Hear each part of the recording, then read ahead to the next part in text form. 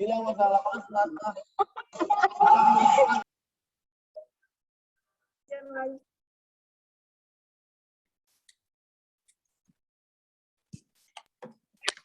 Pacarmu.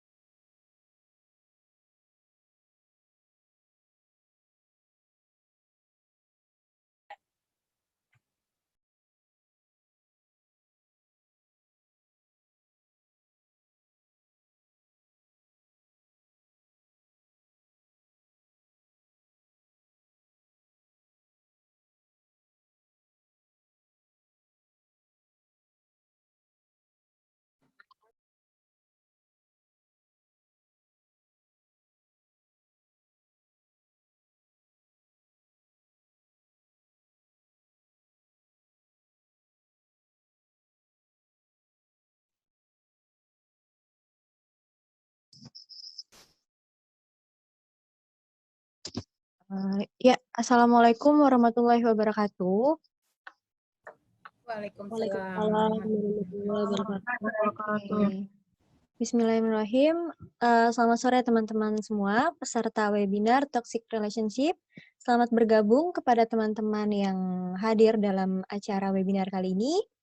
Pertama, saya ingin memperkenalkan diri dahulu. Nama saya Femi, saya dari UPT LBK UNJ. Dan saya di sini selaku MC ingin memperkenalkan tim kami. Yang pertama ada Mbak Eka, selaku Kepala Divisi Konseling UPT LBK UNJ. Selamat sore Mbak Eka. Selamat sore. Ya, selanjutnya ada Mbak Hilma, selaku moderator pada webinar kali ini. Selamat sore Mbak Hilma. Iya, sore Mbak Femi. Selanjutnya ada Mbak Luki Pramitasari, selaku pemateri pada acara webinar hari ini dengan tema Toxic Relationship. Selamat sore Mbak Luki. Sore. Oke, baik. Oke, insya Allah dalam 2 jam ke depan kami akan menemani teman-teman dalam webinar sore hari ini dan akan ada beberapa rangkaian acara, yaitu pertama ada pembukaan dari Mbak Eka Wahyuni, selaku Kepala Divisi Konseling UPT LBK UNJ. Kemudian selanjutnya ada perkenalan moderator, lalu pembacaan CV pemateri oleh moderator, selanjutnya ada pemberian materi, dan selanjutnya ada sesi tanya-jawab, dan yang terakhir sesi foto dan penutup. Jadi mohon kerjasamanya kepada teman-teman untuk tetap terus bergabung dalam acara webinar hari ini sampai akhir acara. Oke, selanjutnya tanpa berlama-lama lagi dipersilakan kepada Mbak Eka untuk pembukaan acara hari ini. Silakan Mbak Eka. Oke, terima kasih Femi. Assalamualaikum warahmatullahi wabarakatuh. Selamat sore teman-teman semuanya. Terima kasih kepada Mbak Luki yang sudah bersedia menjadi pemateri pada hari ini. Terima kasih juga untuk Kak Hilma yang telah bersedia menjadi moderator pada acara webinar hari ini. Nah, webinar hari ini adalah rangkaian kegiatan psikoedukasi yang diselenggarakan oleh UPT LBK dalam rangka membantu mahasiswa, terutama mahasiswa UNJ, untuk lebih memahami berbagai isu-isu kesehatan mental yang dibutuhkan dalam perkembangan sebagai mahasiswa. UPT LBK selain menyelenggarakan kegiatan psikoedukasi melalui webinar ini, kami juga memiliki kegiatan-kegiatan lain seperti kami menyelenggarakan konseling. Kalau teman-teman mahasiswa butuh konseling bisa langsung mendaftar ke UPT-LBK, dan juga kami juga punya kegiatan konsultasi, kemudian ada juga assessment, psikoedukasi. Kita juga punya beberapa pelatihan yang pada saat ini masih semuanya diselenggarakan secara daring. Selain kegiatan konseling dan psikoedukasi, kita juga punya kegiatan-kegiatan webinar yang kaitannya dengan karir, seperti di sini ada parenting, ini nanti untuk para orang tua yang ini juga diperuntukkan bagi orang tua mahasiswa. Kemudian kami juga melakukan tracer study. Lanjut Mbak Fem. Ada kegiatan pengembangan SDM nih, mahasiswa sih kayaknya nggak perlu ya. Nah, yang paling penting nih nanti kalau kalian udah mau lulus, kalian bisa juga mendapatkan informasi tentang lowongan-lowongan pekerjaan. Lanjut, kemudian ada kampus hiring, ada career fair, dan ada berbagai seminar kerjasama dalam rangka pembekalan wisuda yang kaitannya dengan kegiatan-kegiatan untuk mempersiapkan mahasiswa lulus. Udah, Femi. Ya, ini kalau mau lihat ruangannya ya. Tapi untuk saat ini kami masih menyelenggarakannya kegiatan secara daring. Nah, kegiatan psikoedukasi ini adalah kegiatan webinar kedua yang diselenggarakan pada semester ini. Di semester ini kami akan menyelenggarakan 3 webinar yang nanti yang berikutnya itu di tanggal 1 Juli yaitu tentang toxic family, dan kemudian akan ada 7 webinar lain di bulan Agustus sampai bulan Oktober. Jadi tetap saja ikuti IG-nya UPT-LBK dan informasi-informasi yang akan kami sebar melalui dosen-dosen. Untuk hari ini kita akan mulai kegiatan hari ini, dan kita sama-sama membuka kegiatan ini agar bisa lancar, dan kemudian juga apa yang sudah dibahas di kegiatan ini bisa bermanfaat bagi kita semua. Kita buka bersama-sama dengan membaca basmalah. Bismillahirrahmanirrahim. Demikian dari saya. Wassalamualaikum warahmatullahi wabarakatuh. Waalaikumsalam warahmatullahi wabarakatuh. Oke, selanjutnya saya akan memperkenalkan moderator kita pada sore hari ini, yaitu Mbak Hilma. Saya akan share screen CV-nya. Oke, baik. Saya jelaskan secara singkat saja. Mbak Hilma, nama lengkapnya Hilma Fitriani. Beliau lahir di Jakarta 8 Juli 1983. Statusnya menikah ya Mbak Hilma ya. Dan memiliki 2 orang anak.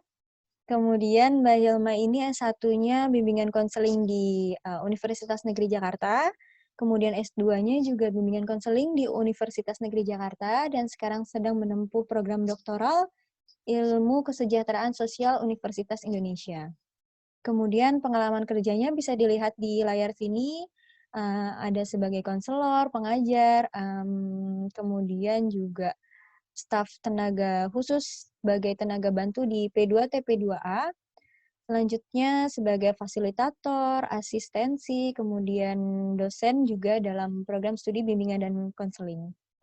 Nah, pengalaman organisasinya juga lumayan banyak beliau, dan pelatihan dan seminar yang diikuti juga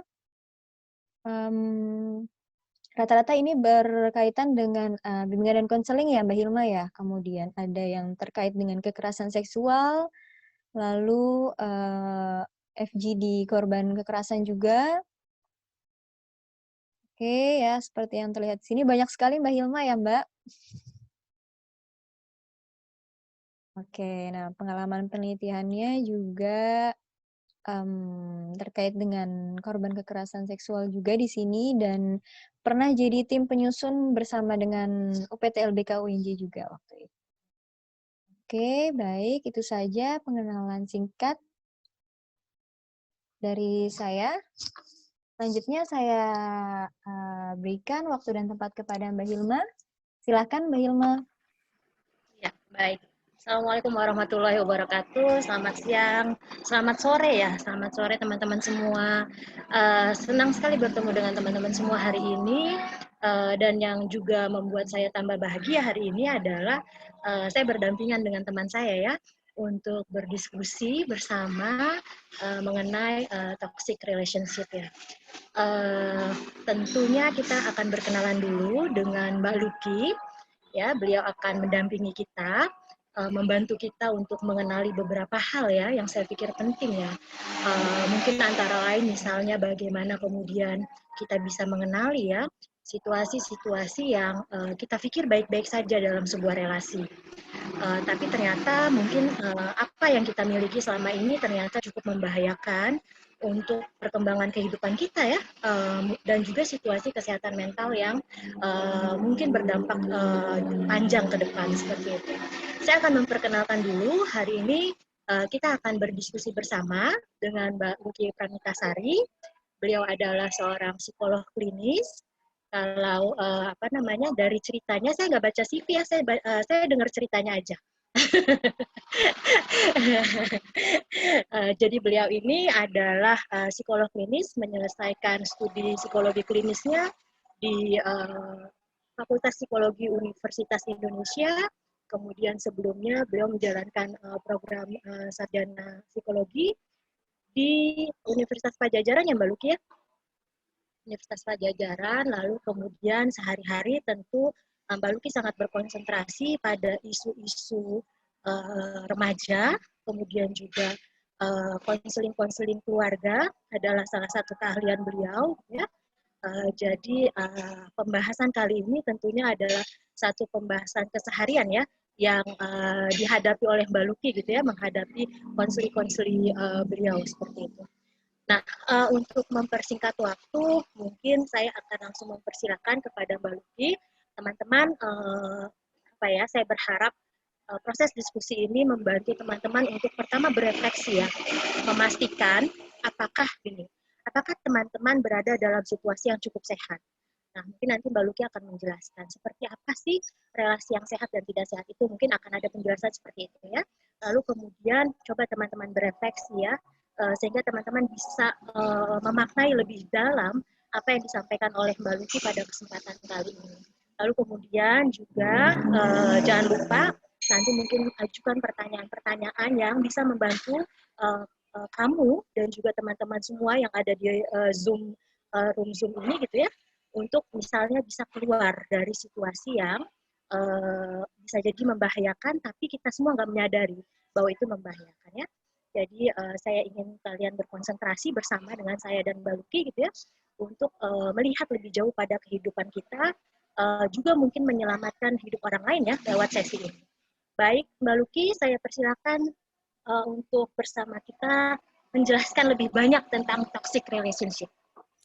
Oke, Kak Hilma, thank you nih udah dibantu menjelaskan dan diperkenalkan tentang saya hari ini. Selamat sore nih teman-teman. Ini biasanya kalau lagi jam-jam segini kan sebenarnya udah mulai jam-jam agak mulai ngantuk gitu ya, habis makan siang dan segala macam. Tapi mudah-mudahan tema ini menarik karena aku agak kaget juga ternyata pesertanya banyak sekali. Mungkinkah karena memang topik ini sedang booming atau memang ini lagi jadi pusat perhatian dengan banyaknya kasus-kasus di luar sana yang diangkat di sosial media. Nah, slide aku nggak akan banyak karena aku sebenarnya ini adalah lebih suka yang offline gitu kan ya. Jadi kayak pengalaman baru yang kesekian sambil webinaran online gini. Jadi mungkin nanti kalau aku bertanya boleh dibantu nanti dijawab di kolom chat ya, sehingga kita bisa berdiskusi sedikit. Langsung aku mulai aja ya biar kita nggak terlalu lama. Oke, pertanyaan pertama deh. Misalnya kita ngomongin tentang toxic relationship. Sebenarnya yang teman-teman tahu nih di sini yang sudah ikut 130-an orang ini, apa sih toxic relationship itu? Boleh di-share di chat.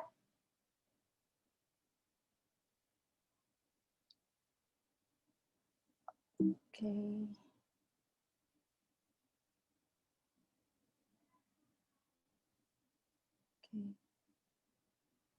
Sorry. Oops.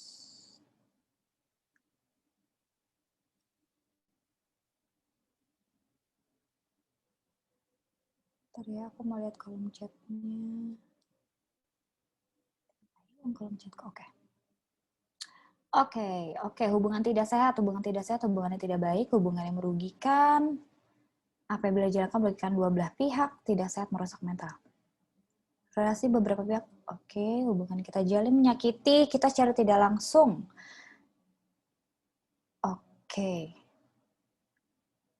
Oke. Nah, aku lihat, ini makin banyak yang udah jawab. Aku sih melihatnya nih kayaknya sebenarnya teman-teman udah pada tahu lah ya, kurang lebih sebenarnya toksik itu apa. Karena kan toksik kan sebenarnya arti katanya sendiri itu racun ya, kan? Namanya racun itu pasti nggak bagus buat tubuh kita. Tapi sebenarnya kalau dalam keilmuan, toxic relationship ini kita bisa bilangnya sebenarnya abusive relationship. Jadi kalau secara teori, kalau dicari toxic relationship mungkin nggak akan nemu, tapi banyak buku yang akhirnya membahasnya lebih ke arah abusive relationship. Balik lagi, relationship ini luas, hubungannya bisa antar teman, antar hubungan romantis, atau hubungan dengan orang tua. Nah, situasi dalam relationship-nya yang dikatakan abusive adalah di mana jika sebuah hubungan yang terjalin terjadi secara tidak sehat. Salah satu pihak atau mungkin bahkan keduanya diperlakukan secara tidak baik yang tidak jarang menimbulkan kekerasan, baik secara fisik maupun psikis. Nah, kan paling mudah itu emang ngelihat secara fisik, ya kan? Karena langsung ada istilahnya langsung kelihatan nih buktinya. Ada bekas luka mungkin, ada biru-biru. Tapi kan kalau yang sering kali tidak disadari adalah hubungan abusive yang dilakukan secara mental atau psikis. Nah, sebenarnya kan pesannya hari ini aku akan bawakan tentang toxic relationship-nya berhubungan dengan teman dan hubungan romantis. Nah, tapi mungkin aku hari ini akan lebih fokusnya ke hubungan romantis, karena nanti dari pengetahuan tentang hubungan romantis ini, kamu bisa juga merelasikannya dengan hubungan dengan teman. Karena kurang lebih sama, tapi mungkin yang lebih susah keluar sepertinya saat ini adalah yang hubungan romantis. Karena kan feeling yang involving lebih besar. Jadi, nggak apa-apa ya, kita hari ini mungkin fokusnya akan lebih ke yang romantis dulu. Nah, berikutnya. Kenapa sih toxic relationship bisa terjadi? Nah, biasanya itu adalah adanya rasa insecurity pada salah satu pasangan. Insecurity dia tuh tidak nyaman. Misalnya dia punya kelemahan, mungkin mukanya kurang tampan atau kurang cantik, atau dia tidak cukup kaya, dia tidak cukup terkenal di area lain. Dia mengambil rasa insecurity itu sehingga kan dia kayak harus punya power, ya kan? Dia merasa dia perlu power. Siapa ya yang bisa dia dapetin powernya dari mana ya? Ya hasilnya power itu dia akan coba dapatkan dari pasangannya. Gitu. Kalau kita ngomonginnya dalam hal hubungan relationship. Tapi kalau dalam pertemanan juga bisa gitu. Kadang-kadang soalnya kita bisa lihat ya, ada satu orang nih yang kalau dia sama orang lain sih dia nggak abusive gitu kan ya. Dia sama teman yang lain mungkin nggak abusive, bahkan dia cenderung penurut. Tapi kalau lagi berteman sama kita, entah kenapa dia sangat abusive. Itu bisa jadi sebenarnya dia punya insecurity yang tidak bisa dia tutupi, dan dia istilah menggantinya ketika dia berhubungan dengan kita, karena dia bisa merasa kita bisa dikontrol oleh si orang tersebut. Jadi dia ingin menguasai atau membuat mereka harus merendahkan orang lain supaya rasa insecurity-nya hilang. Itu. Jadi basicnya dari toxic relationship atau abusive relationship ini sebenarnya controlling. Bagaimana dia bisa menguasai orang lain dan bagaimana dia bisa punya power akan suatu hal. Lalu, ciri-cirinya yang kayak apa? Tadi, basicnya kontrol, ya kan? Nah, kontrolnya ini tentunya levelnya beda-beda ya. Ada yang kontrolnya itu mungkin skala lebih rendah, cuman pokoknya kalau kemana-mana harus bilang. Misalnya kan orang tua gitu ya. Dan itu kan wajar ya sebenarnya. Tapi wajar nggak sih kalau dilakukannya oleh teman atau oleh pasangan?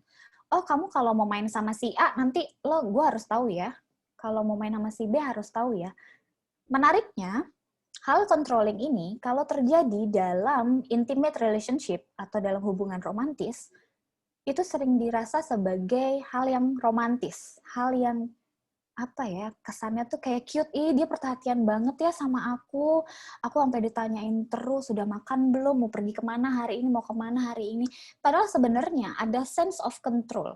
Jadi memang ini garisnya tipis banget, hati-hati sekali apakah memang dia benar perhatian atau sebenarnya dia mau kontrol hidup kamu. Nanti batasan akhirnya adalah dia mulai nggak suka kamu main sama si A. Aku nggak suka ya kalau kamu main sama dia, soalnya dia kan begini. Aku nggak suka ya kalau kamu pergi ke sana. Pokoknya kalau ke sana harus sama aku. Kalau nggak sama aku nanti aku marah.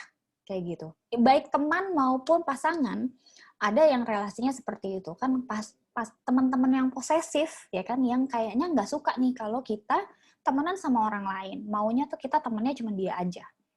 Sama, pacar juga gitu. Walaupun kesannya, kalau pacar ya wajar dong, nggak mungkin kan dia membiarkan kita istilahnya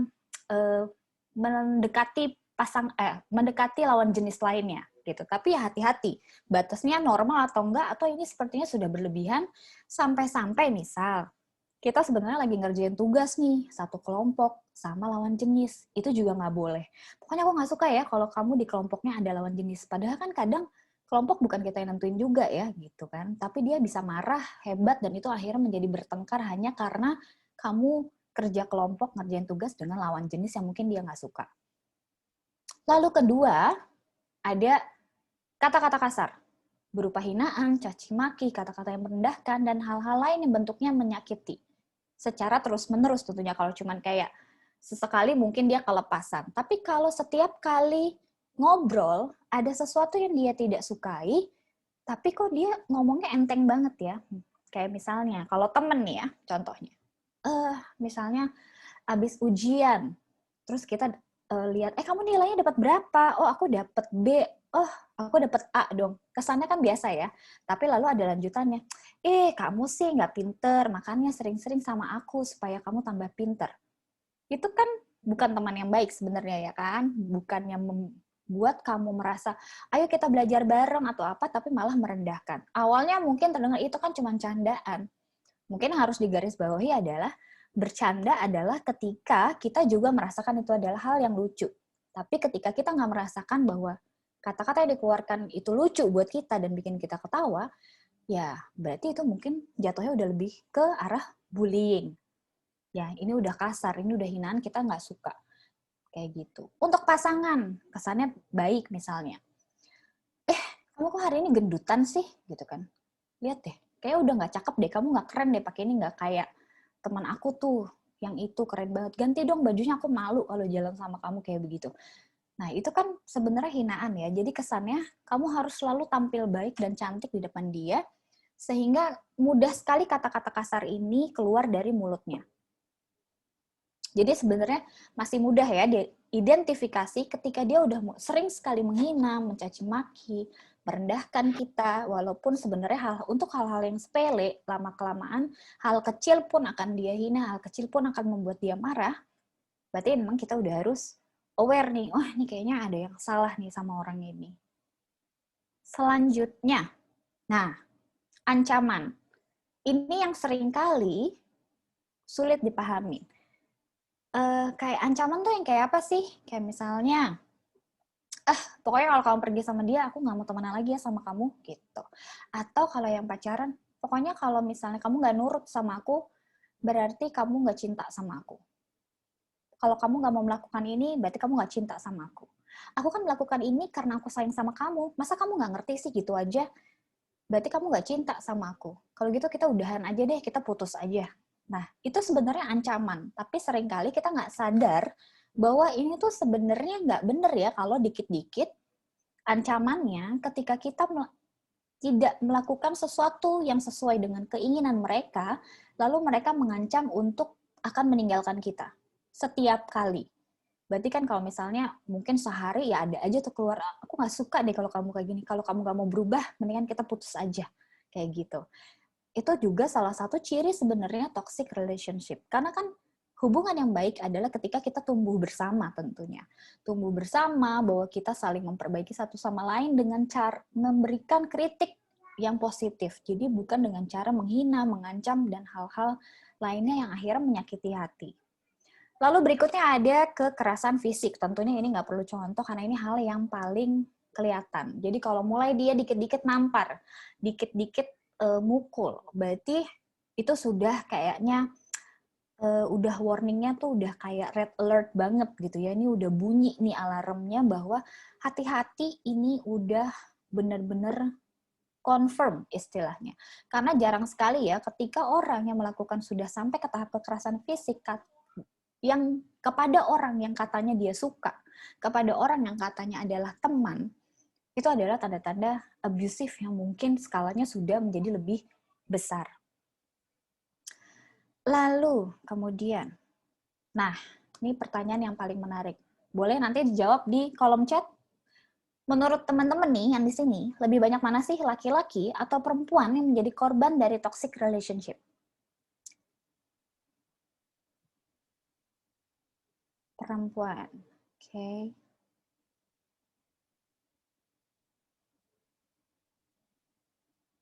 Oke, sama sepertinya. Oke, sama. Para perempuan kaum Adam, kaum Adam. Oke. Yang jawab kaum Adam nih kayaknya memang kaum Adam ya sepertinya. Kalau sekarang seimbang, bisa dua-duanya. Oke. Saya ambil data ini dari Amerika karena memang agak sulit mencari data tentang abusive relationship atau domestic violence di Indonesia. Jadi saya memang ini ambilnya di Amerika, saya nggak bisa mengatakan apakah ini hasilnya sama persis dengan di Indonesia, tapi mungkin gambarannya seperti ini. Nah, faktanya, berdasarkan National Coalition Against Domestic Violence, nanti kalian bisa lihat sendiri ya, nih ada websitenya saya tulis, ini adalah NGO yang memang menangani khusus domestic violence di Amerika, pusatnya ada di Colorado kalau nggak salah. Jadi dia ada 500 LSM yang menyebar di seluruh Amerika untuk menangani kasus-kasus memang domestic violence. Ternyata, faktanya, 1 dari 4 laki-laki mengalami kekerasan dari pasangannya. 1 dari 3 perempuan mengalami kekerasan dari pasangannya. Ini kekerasannya bentuknya apapun, mulai dari yang kecil ya, misalnya kayak cuma dihina, yang segala macam itu. Memangnya, buktinya perempuan tetap lebih banyak meskipun cuman sedikit banget ya kan, perbandingannya tipis banget ya, 1 dari 4 dan 1 dari 3. Meskipun ternyata begitu dicari detailnya lebih jauh lagi, mengalami kekerasan yang cukup parah, 1 dari 9 laki-laki mengalaminya. Jadi parah ini kayak gini, mereka sampai dikuntit, mereka sampai diteror, lalu mereka benar-benar dipukul, benar-benar sampai ada yang masuk rumah sakit, mengalami gejala anxiety, mengalami depression dan PTSD, yaitu yang dibilangi kekerasan cukup parah. Jadi efeknya ke mereka cukup parah, itu 1 dari 9 laki-laki, sedangkan untuk perempuannya perbandingannya 1:4. Gitu. Jadi kalau ada yang bilang kebanyakan perempuan tapi tidak jarang laki-laki. Tapi nyatanya bukan tidak jarang lagi. Sebenarnya 75% laki-laki mengalami kekerasan dalam relationship ya, romantic relationship. Tapi nggak disadarin. Karena mungkin dia nggak sadar bahwa itu adalah sebenarnya toxic atau itu abusive secara emosional. Oke. Lanjutnya. Efeknya apa sih kalau kena toxic relationship mungkin dalam jangka waktu yang lama gitu ya misalnya. Kurang lebih kayak gini. Pertama, yang terkena itu adalah malu. Kenapa malu? Kita jadi punya rasa malu. Karena kita merasa, kok bisa ya gue diperlakukan seperti ini sama orang lain? Berarti gue lemah dong. Aduh, malu-maluin banget sih gue nih. Kayaknya nggak kuat. Gue tuh bukan orang yang kuat. Sehingga gue bisa-bisanya ada orang memperlakukan hal ini sama kita. Lalu, akhirnya timbul guilt, rasa bersalah. Bahwa jangan-jangan memang orang-orang ini kayak begini memang salah gue. Berarti ada yang salah di gue. Ada yang salah sama diri saya atau saya sudah bersikap salah sama orang tersebut sehingga mereka berlaku seperti itu. Hal ini kemudian menjadi lebih meningkat dengan akhirnya turunnya self-esteem. Ya kan? Hal ini paling umum terjadi bagi korban-korban toxic relationship, baik itu pada teman, pertemanan, pada anak dengan orang tua maupun yang romantic relationship adalah rendahnya self-esteem. Mereka menjadi tidak percaya bahwa mereka adalah orang yang mampu. Mereka merasa tidak berharga karena orang yang mestinya menyayangi mereka pun akhirnya memperlakukan mereka dengan tidak baik. Mereka merasa pantas untuk dihina, merasa pantas untuk disakitin, karena ya mereka memang nggak bagus, mereka nggak punya hal yang baik untuk dipuji, makanya akhirnya mereka bilang merasa bahwa oh emang ini salah saya, emang ini salah gue pantas diginiin. Ya agak sedih ya kalau denger yang kayak gini ya, tapi emang ini faktanya. Lalu muncullah anxiety, muncullah kecemasan, rasa cemas bahwa pasangan atau teman akan marah setiap kali kita melakukan kesalahan. Jadinya selalu cemas gitu, aduh kalau gue begini bener nggak ya? Aduh, jangan-jangan kalau gue melakukan ini nanti dia marah lagi. Aduh gimana ya kalau nanti dia... Hidup jadi penuh kecemasan, karena bener-bener takut, bener-bener cemas kalau setiap kali dia melakukan kesalahan akan terjadi abusive, baik mungkin secara psikis ya kan, dengan verbal atau dengan fisik. Semakin parah, semakin panjang relationship ini berlangsung, tentunya akan semakin parah juga efeknya. Mulai kehilangan trust issue sama semua orang. Kalau tadi kan mungkin diawali dengan trust issue kepada pertemanan, trust issue kepada romantic relationship. Jadi dia nggak percaya bahwa ada lawan jenis yang baik, karena kayaknya semua orang berlaku jahat sama kita. Jadinya kehilangan trust issue itu. Sampai akhirnya kehilangan trust issue kepada semua orang. Karena ternyata nyatanya nggak ada orang yang baik sama aku. Aku nih nggak pantas untuk diperlakukan baik oleh orang lain. Jadi dia selalu menganggap ketika orang berbuat baik pasti ada maunya. Lalu mulai terjadi depression, ya kan? Ketika kehilangan self-esteem, ketika value untuk hidup itu hilang, ketika merasa bahwa nggak ada orang yang menginginkan dia di hidup ini, bahwa semua orang memperlakukan dia dengan tidak baik, muncullah rasa depresi itu. Bahwa, jadi buat apa saya hidup kalau toh akhirnya orang-orang yang harusnya menyayangi saya, ternyata malah memperlakukan saya dengan tidak baik, malah menyakiti hati saya, dan membuat saya menjadi seperti ini. Muncullah depression, dan tentunya depression itu lekat dengan terjadinya bunuh diri. Lalu ada PTSD. Meskipun ini tidak banyak yang mengalami PTSD, tapi juga tidak jarang. Jadi kasusnya ini, kalau memang parah banget, kasus abusifnya, mereka akan merasa trauma untuk menjalin hubungan berikutnya, trauma dengan tindakan-tindakan kekerasan. Jadi kayak misalnya dibentak, itu langsung menimbulkan trauma, dia mengingat kembali kejadian-kejadian di mana dia merasa bahwa ini adalah langsung alert gitu kan ya, badannya bahwa oh ini bahaya, bahwa ini adalah situasi yang pernah gue rasakan dulu. Oke. Nah, pertanyaan mungkin yang paling krusial ini ya. Gimana sih how to get out gitu kan. Kalau tadi kita udah lihat ciri-cirinya, kita udah tahu efeknya apa, tapi gimana ya cara keluarnya dari hubungan yang toksik? Pertama, akui dulu. Standar hampir mungkin semua jalan pemulihan istilahnya gitu ya. Kamu harus mengakui bahwa yes, kamu sedang berada dalam hubungan yang toksik. Bahwa hubungan ini tidak baik untuk kamu, ini tidak sehat, dan mulai menggerogoti kesehatan kamu baik secara fisik maupun mental. Lalu sadari di sini memang agak beda tipis ya sama akui, tapi sadari di sini adalah, oke, gue memang ada nih dalam toxic relationship ini, tapi kenapa ya selama ini gue bertahan, misal ternyata ada yang bertahan selama bertahun-tahun. Nah itu harus disadari dulu, kamu harus mengingat-ingat dulu, mengevaluasi dulu, kenapa ya? Apa ya yang membuat saya bertahan di relationship ini? Apa yang membuat saya dulu mau berteman dengan orang ini atau mau berpasangan dengan orang ini? Disadari dulu hal-hal itu. Kenapa? Karena sebenarnya toxic relationship itu adalah cycle.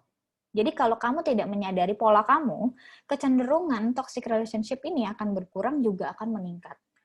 Nah, jadi kamu harus sadar dulu nih, kenapa ya? Apa yang membuat saya dulu tertarik ya, sampai akhirnya terjebak dalam hubungan ini. Kayak gitu.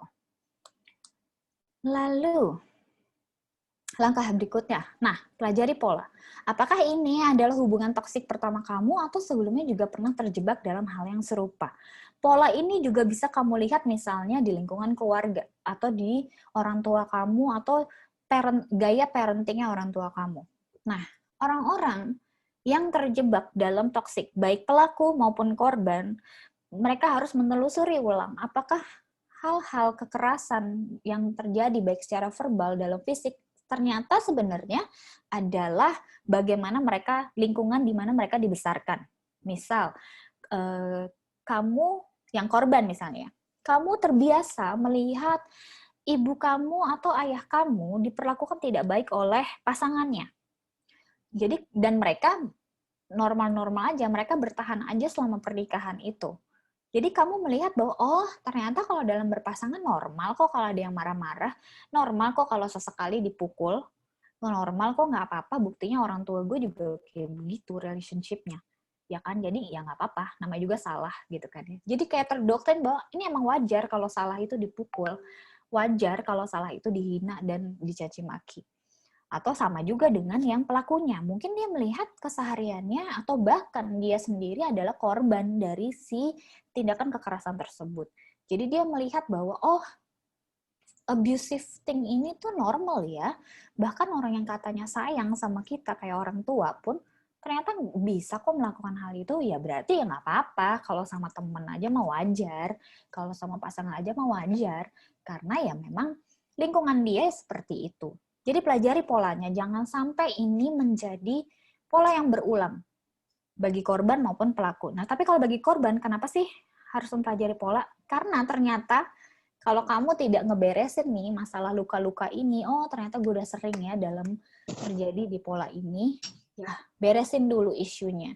Apa sih yang tadi ya, disadari tadi ya kan, kenapa sih kamu selalu tertarik sama orang yang ternyata keras sama kamu, yang ternyata ya perilakunya kurang lebih sama. Dicari tahu. Lalu kita cari tahu gimana cara memutus mata rantai itu. Karena kalau enggak, ya ini akan terus berulang karena itu kayak kecenderungan gitu. Kamu akan kembali memilih orang yang sama. Lalu, kamu misalnya masih dalam relationship itu, tapi kamu udah tahu nih polanya, oh ya ini emang sama nih sama yang kemarin nih kejadiannya. Berarti ini kemungkinan akan abusive lebih parah, misalnya kayak gitu. Langsung buat batasan. Buat batasan perilaku mana yang bisa kamu terima dan yang bisa kamu toleransi, dan hal yang terpenting adalah yakini bahwa diri kamu berharga.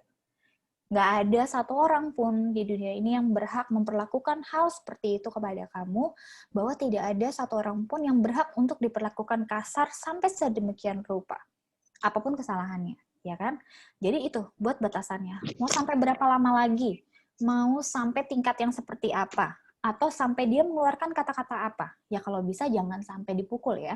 Atau ya nggak apa-apa juga, misalnya batasannya, gue sih kalau masih dikatain nggak apa-apa deh, yang penting kalau sampai gue dipukul, gue akan out. Udah buat batasannya konsisten. Bahwa ketika dia melanggar batasan itu, itulah saatnya kamu keluar. Speak up, ya kan? Pastinya nih, ketika ternyata udah melakukan 4 langkah itu, tapi ternyata kamu memang masih susah nih untuk keluar dari hubungan ini, kamu kasih tahu.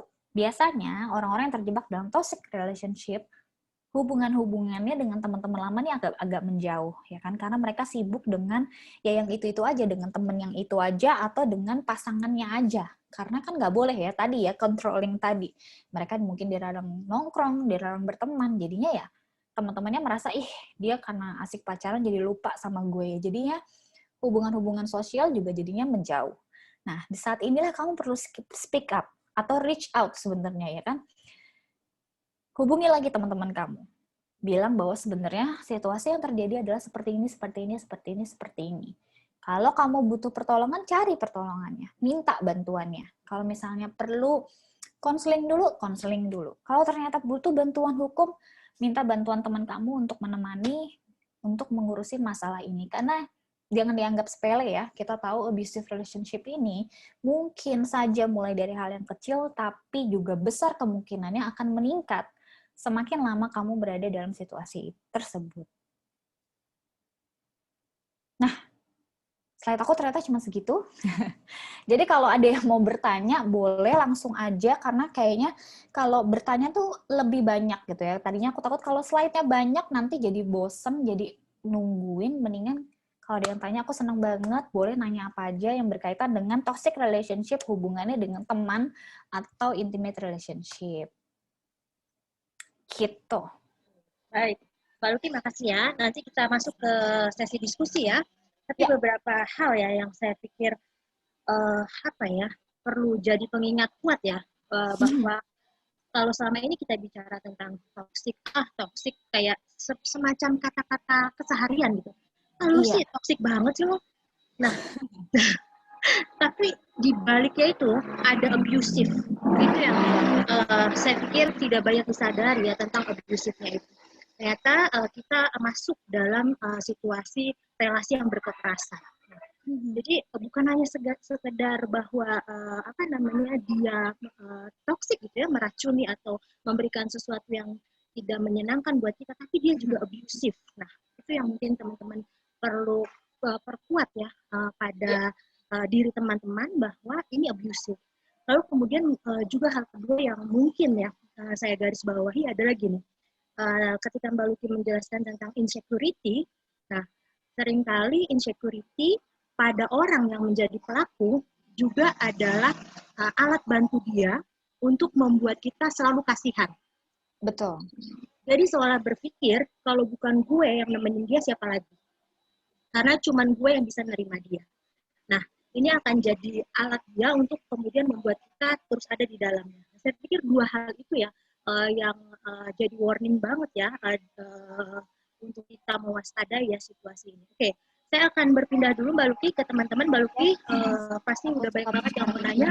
Ya, ini boleh yang tunjuk tangan ya di layar. Raise hand, saya cari dulu yang raise hand.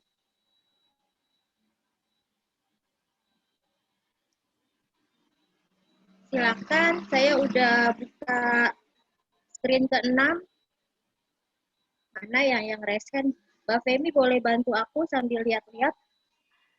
Aku belum ketemu yang raise hand.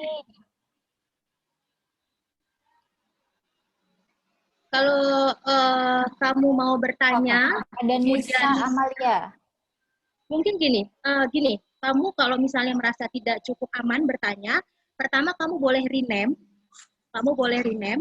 lalu kemudian kamu tutup video. Nah, kamu rename dengan apapun saja yang lebih nyaman buat kamu. Kemudian tutup videomu, kamu mungkin akan membantumu lebih nyaman untuk bertanya.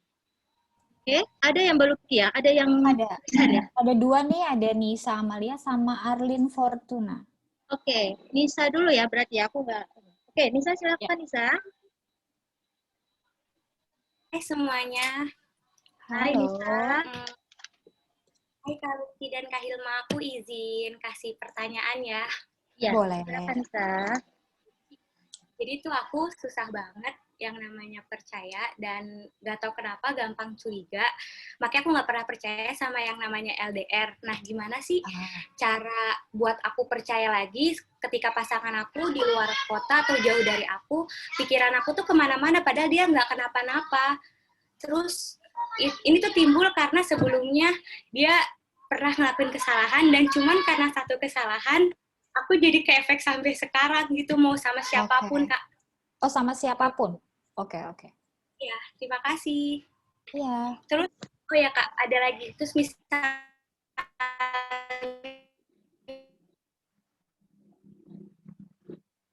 baik sama aku, mana sih? Gitu, Kak. Jadi kayak trust issue juga sih. Ya, terima kasih. Sorry, tadi agak putus-putus, aku nggak dengar. Tapi Mbak Hilma dengar kah? Enggak, aku juga bertanya-tanya apa aku yang sinyalnya jelek, apa Nisa? Ya, Nisa berarti. Nis, boleh ulang Nis, pertanyaan yang kedua. Sekarang udah kedengaran, Kak? Udah. Jadi selain itu, aku misalnya ada orang baik sama aku atau orang muji aku juga nggak gampang percaya gitu. Jadi bertanya-tanya ini beneran nggak sih gitu, Kak. Jadi kayak seuzon banget gitu loh. Oke. Terima kasih. Iya. Oke, makasih Nisa. Kita kumpulin dulu ya Mbak Luki ya. Mungkin 3 penanya ya di sesi ini ya. Nisa, tunggu ya Nisa ya. Kita cari yang berikutnya tadi siapa ya namanya ya? Mbak Arlin. Arlin, oke. Mbak Arlin, silakan Mbak Arlin. Iya, halo semuanya. Iya, halo Mbak Arlin. Sebenarnya aku juga mau nanya sih. Kan ini kalau misalkan aku nih sekarang emang menurut aku lagi ada di dalam hubungan yang bisa dibilang toksik gitu ya. Nah terus aku tuh tahu kenapa dia toksik kayak gitu. Nah boleh nggak sih? Aku tuh kayak pernah sesekali karena aku orangnya tuh keras, aku nggak pernah terima kalau misalkan ada orang yang perlakuin aku tuh nggak baik. Dan waktu itu kayak aku ngomong sama dia kayak gini, gue tahu lu kenapa kayak gini ke gue. Itu karena keluarga lu nggak seharusnya kayak gini ke orang lain. Itu tuh sebenarnya boleh nggak sih kayak kita tuh udah kesel banget sampai akhirnya kita ngelontarin kata-kata gitu. Terima Oke, kasih, itu aja sih. Makasih ya. Oke, makasih Mbak Erlin. Apakah masih ada yang raise hand? Ada Salsabila? Oke. Salsa, silakan Salsa. Ya, sebelumnya maaf kalau off cam ya. Ya, nggak apa-apa. Izin bertanya, apakah bisa sebuah hubungan toksik bisa sembuh? Oke. Maksudnya bisa keluar dari maksudnya masih berhubungan tapi jadi sehat gitu hubungannya. Oke. Terima kasih. Sama-sama. Oke. Ini aku jawab dulu ya Mbak Luki ya. Jawab aja dulu ya aku Mbak jawab Luki. dulu ya. Oke. Oke, ini jadi agak sesi konseling, senang sekali juga sih, tapi ya sekalian kita belajar. Nah, untuk Nisa tadi yang soal LDR jadi curigaan. Memang ini adalah basic trust issue banget ya kan, karena tadi ya timbulnya anxiety, apalagi pasangan kamu pernah melakukan satu kesalahan sebelumnya. Dan itu akhirnya membuat kamu selalu curiga. Sebenarnya wajar sih, namanya juga LDR, kamu nggak bisa lihat orangnya di mana. Ini bukan mau menambah takut ya, tapi menurutku pribadi, kekhawatiran kamu tuh sebenarnya wajar. Karena namanya LDR, kamu nggak pernah bisa lihat sesungguhnya dia ada di mana. Prinsipnya gini, kamu harus tanya dulu nih ke diri kamu. Sebenarnya masih mau nggak sih kamu dan pasangan kamu jalanin ini? Gitu. Mau berapa lama lagi LDR-nya? Kalau memang mau, ya berarti pelan-pelan kamu harus berusaha percaya. Gimana caranya? Kayak misalnya kamu perhatiin kalau kamu mulai curiga-curiga gitu atau mulai dia lagi ngapain ya di sana, kok nggak ngehubungin aku, kok nggak ini gitu kan, biasanya kalau LDR gitu, kok aku chat kok dia belum bales ya, jangan-jangan dia lagi sama siapa lagi di jalannya gitu. Nah, kalau udah muncul-muncul yang kayak gitu, mulai alihkan dengan kegiatan yang lain, kamu sibukin aja diri kamu, yakinkan bahwa memang enggak deng, diulang-ulang aja. Terus ini tuh kayak mantra ya, sebenarnya ada mantra-mantra afirmasi yang akhirnya bisa membuat kamu lebih calm. Itu kamu bisa cari sendiri sebenarnya kan. Misalnya, enggak kok, dia nggak apa-apa, dia pasti ada di sini, dia pasti baik-baik aja, dia oke saja, dia tidak melakukan hal-hal yang tidak kamu inginkan. Tapi tentunya harus kamu pastikan juga ya. Tanyakan saja, ungkapkan saja kegelisahan kamu. Kenapa ya kalau setiap ini kok kayaknya aku nggak percaya. Jadi kalian bisa komunikasi kan, bisa cari gimana ya caranya supaya Nisanya juga nggak khawatir terus, gitu, nggak curigaan terus, tapi si pasangannya juga bisa mengakomodir supaya kegelisahannya Nisa ini hilang. Kayak gitu. Tapi ya balik lagi, in a relationship, ketika itu sudah tidak nyaman dan akhirnya malah jadi mengganggu, ya mungkin kamu bisa ya memikirkan ulang apakah memang akhirnya mau melanjutkan hubungan ini atau tidak. Kalau misalnya memang masih mau melanjutkan, tentunya komunikasi berdua ini harus sejalan, harus sesuai dengan kemauannya Nisa, sebatas mana yang diperlukan Nisa. Misalnya aku maunya sehari di SMS 10 kali gitu, chatting dengan satu video call gitu misalnya, ya kan, biar merasa aman nih. Pokoknya setiap kamu lagi ngapain, aku harus video call biar aku tahu kamu di mana. Ya nggak apa-apa, diungkapin aja. Kalau memang akhirnya itu bisa bikin Nisa lebih percaya, Nisa lebih nyaman. Nanti kan apakah nanti si pacar akhirnya mau memenuhi kebutuhan itu atau enggak, balik lagi ke dia. Mungkin dia akan bilang, itu kan berlebihan banget, masa sampai video call gitu misalnya gitu ya, terjadi percakapannya gitu. Ya nanti ya dirembukan, akhirnya titik tengahnya di mana, ya udah deh nggak apa-apa 5 kali chatting tapi 1 kali video call misal kayak gitu, dan akhirnya ya udah sudah sepakat dengan itu, jalanin. Nanti kalau ternyata akhirnya udah beberapa lama dijalanin ternyata dia melanggar kesepakatan, ya evaluasi, kenapa ya kok kemarin kamu enggak, oh mungkin dia ada kesibukan kayak gitu. Mudah-mudahan cukup membantu ya. Nah, kalau untuk apa tadi, trust issue ya. Yang satu lagi? Ya, sulit menerima pujian. Oke, Mbak Luki. sulit menerima pujian. Aku nggak bisa bilang mengeneralisir karena belum pernah baca penelitiannya, tapi menurutku pribadi, sulit menerima pujian ini adalah penyakit semua orang Indonesia. Jadi sejujurnya itu mungkin bukan penyakitnya Nisa aja. Kita tidak terbiasa dipuji. Hal yang paling mudah kita lakukan adalah mencari kekurangan kita sendiri dibandingkan mengakui bahwa kita mempunyai kelebihan. Jadi kalau misalnya catat, misalnya ya, mungkin kalau waktu kuliah pernah nggak diminta gini, coba catat apa menurut kamu kelebihan dan kekurangan kamu. Cek deh paling banyak mana. Pasti kamu lebih lancar tuh nulis kekurangan ya kan. Karena kamu selalu merasa kurang. mungkin orang tua juga dikit-dikit, ih kok kamu nilainya cuma segini, ih kamu, karena memang budaya kita memuji orang itu aneh. Itu memang harus diakui ya, Indonesia itu tidak mudah atau tidak se-ekspresif orang-orang mungkin di Amerika atau di Eropa yang kalau memang mau memuji, ya memuji aja, bukan karena ada maunya. Kalau di kita itu emang entah kenapa budayanya seperti itu. Nah, jadi tugasnya buat Nisa, ya coba kamu lihat juga. Jadi jangan terlalu judgmental sama diri sendiri, ya kan?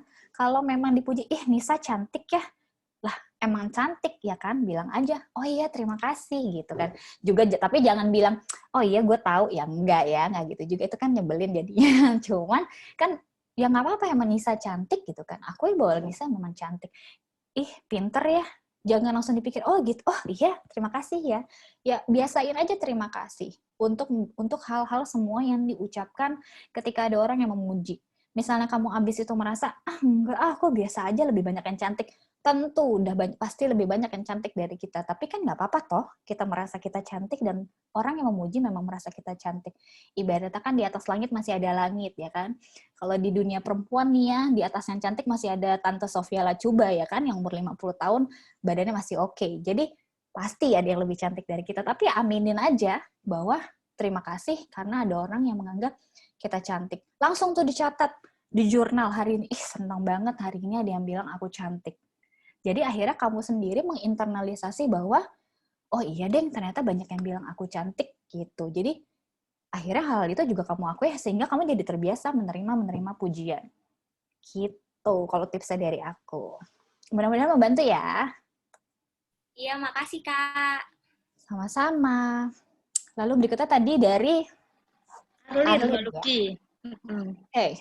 Dari Arlin itu tadi, nggak apa-apa nggak sih sampai akhirnya aku tuh kayaknya kamu tuh nggak pantas deh memperlakukan aku kayak gitu ya, ngomong kayak gitu. Semacam remind ya ke orang yang menjadi pelaku gitu ya. Betul. Itu boleh nggak sih? Justru boleh banget. Salah satu, mungkin tadi aku lupa jelasin. Salah satu yang speak up itu adalah sebenarnya seperti itu. Kamu kasih batasan. Tadi kan aku udah habis speak up, ada kasih namanya batasan. Kasih batasan kan tentunya nggak mungkin cuman kamu yang ngasih batasan ya. Tapi tentu saja kamu harus mengutarakan batasan itu kepada pasangannya. Aku tuh nggak suka deh kalau kamu kayak gitu. Aku kan nggak pantas dimarahin sampai kayak gitu. Emang aku salahnya kayak apa sih sampai kamu marah-marah banget sama aku sampai kayak gitunya? Itu nggak apa-apa banget. Supaya dia realize, dia sadar bahwa, oh ternyata gue salah ya. Oh iya juga ya. Ya syukur-syukur ya. Oh ternyata dia nggak suka diperlakukan gitu. Karena ketika kita diam saja, orang jadi merasa bahwa dia nggak apa-apa tuh gue gituin, orang dia nggak pernah nolak, dia nggak pernah istilahnya nggak pernah marah kalau gue gituin, dia terima-terima aja, ya berarti dia suka mungkin gitu kan.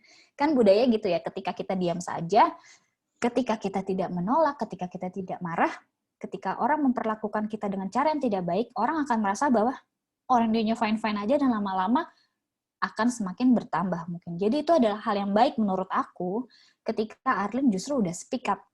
Kok kamu gitu sih? Aku tuh nggak suka deh kalau gini-gini. Emangnya aku pantas digituin? Nggak apa-apa, itu juga buat untuk pengingat buat pasangan kamu bahwa, oh ya, dia sudah melewati batas yang bisa kamu toleransi tentang bagaimana cara dia memperlakukan diri kamu. Justru it's a good thing. Semakin sering kamu begitu, semakin sering juga dia sadar batasan-batasan mana yang bisa dia tembus, mana yang nggak boleh dia lewatin. Akan lebih baik lagi ketika misalnya nih udah tenang nih, udah lagi nggak dalam marah. Kalau bisa misalnya abis kencan seneng-seneng gitu kan ya, ngobrolin lagi. Kamu ingat nggak sih waktu kejadian kemarin kamu ngebentak aku kayak gitu? Aku tuh sebenarnya nggak suka deh diperlakukan kayak gitu. Aku tuh sedih kalau kamu gituin. Aku tuh jadi merasa kamu nggak sayang sama aku. Jadi fokusnya bukan di dia ya. Ingat, ketika fokusnya kamu nyalahin dia, dia juga akan defensif. Jadi ketika kamu mengutarakan apa hal yang tidak kamu sukai dari hubungan kamu sama dia, fokusnya adalah kamu dan perasaan kamu.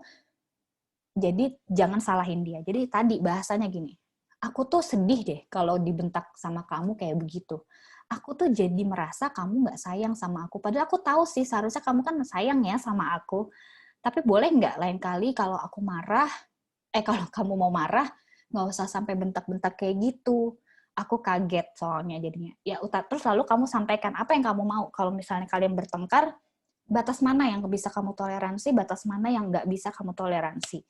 Itu namanya diskusi sama pasangan, komunikasi. Sehingga yang keluar bukan ancaman, ya kan? Pokoknya awas ya kamu kayak gitu lagi sama aku, marah-marah, kita putus. Itu kan jatuhnya jadi ancaman. Tanpa sadar kita juga jadi abusive. Padahal sebenarnya mungkin pasangan kita kelepasan aja. Mungkin dia nggak sengaja marah sampai segitunya. Jadi memang itu sama-sama mengingatkan aja dulu. Jadi boleh banget, speak up itu good banget, sering-sering aja, tapi kalau bisa jangan dalam suasana yang dua-duanya lagi berantem. Mudah-mudahan membantu ya. Iya, terima kasih. Sebenarnya tuh kayak semenjak Oke. aku ngomong kayak gitu, dia emang udah berubah. Cuman aku takut aja, takutnya salah gitu. Oh Terima enggak. Oh kasih. berarti it's a good thing ya kalau dia udah berubah, berarti mungkin kemarin kelepasan berarti. Oke. Tadi pertanyaan dari Pertanyaan Salsa. berikutnya dari Salsa, Mbak Luki, relasi yang toksik itu bisa pulih nggak? Jadi menjadi berubah menjadi relasi yang sehat gitu ya. Balik lagi, relasi toksik ini awalnya dari mana? Misal, apakah si pelaku abusive ini adalah habit. Jadi dia nggak hanya sama kamu, ternyata di relasi-relasi sebelumnya dia juga emang begitu. Bahwa dia dibesarkan dengan lingkungan yang seperti itu. Tentunya kalau dia adalah orang yang seperti itu, ya harus hati-hati bahwa kemungkinan kecil untuk bisa berubah, kemungkinannya sangat kecil untuk bisa berubah. Tapi kalau dari sisi terapi gitu ya, kalau konseling ya nggak ada yang nggak mungkin sebenarnya. Namun, kita kan lihat prognosisnya ya, kemungkinannya, apakah kecil, apakah besar. Nah, itu balik lagi ke karakter si pelakunya. Apakah ini adalah perilaku dia yang pertama kali, jadi ini adalah perilaku toksik yang pertama kali, atau memang ya dia emang begitu dari dulu.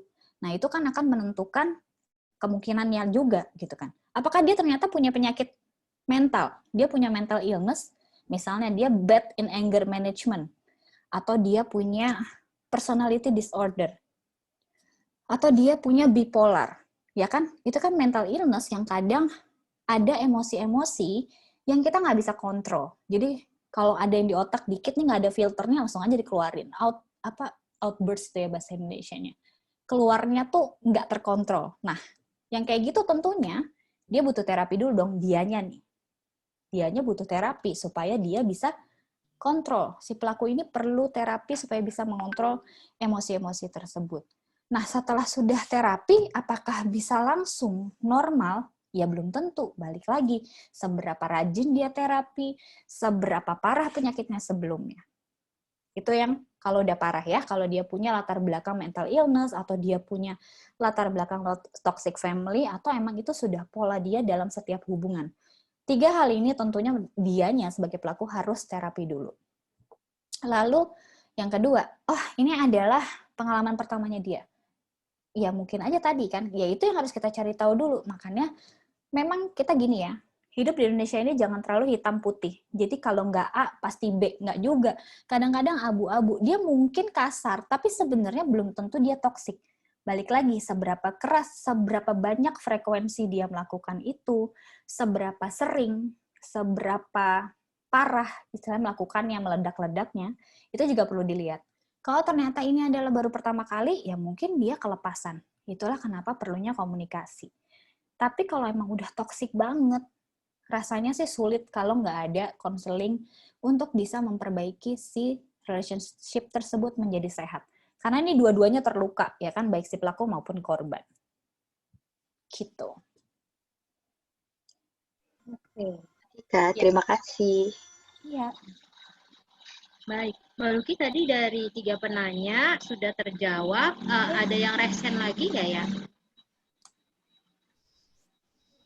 Kalau nggak ada, saya mungkin sarikan ya dari beberapa pertanyaan di chat ya Mbak Luki ya. Mungkin bisa dibantu jawab.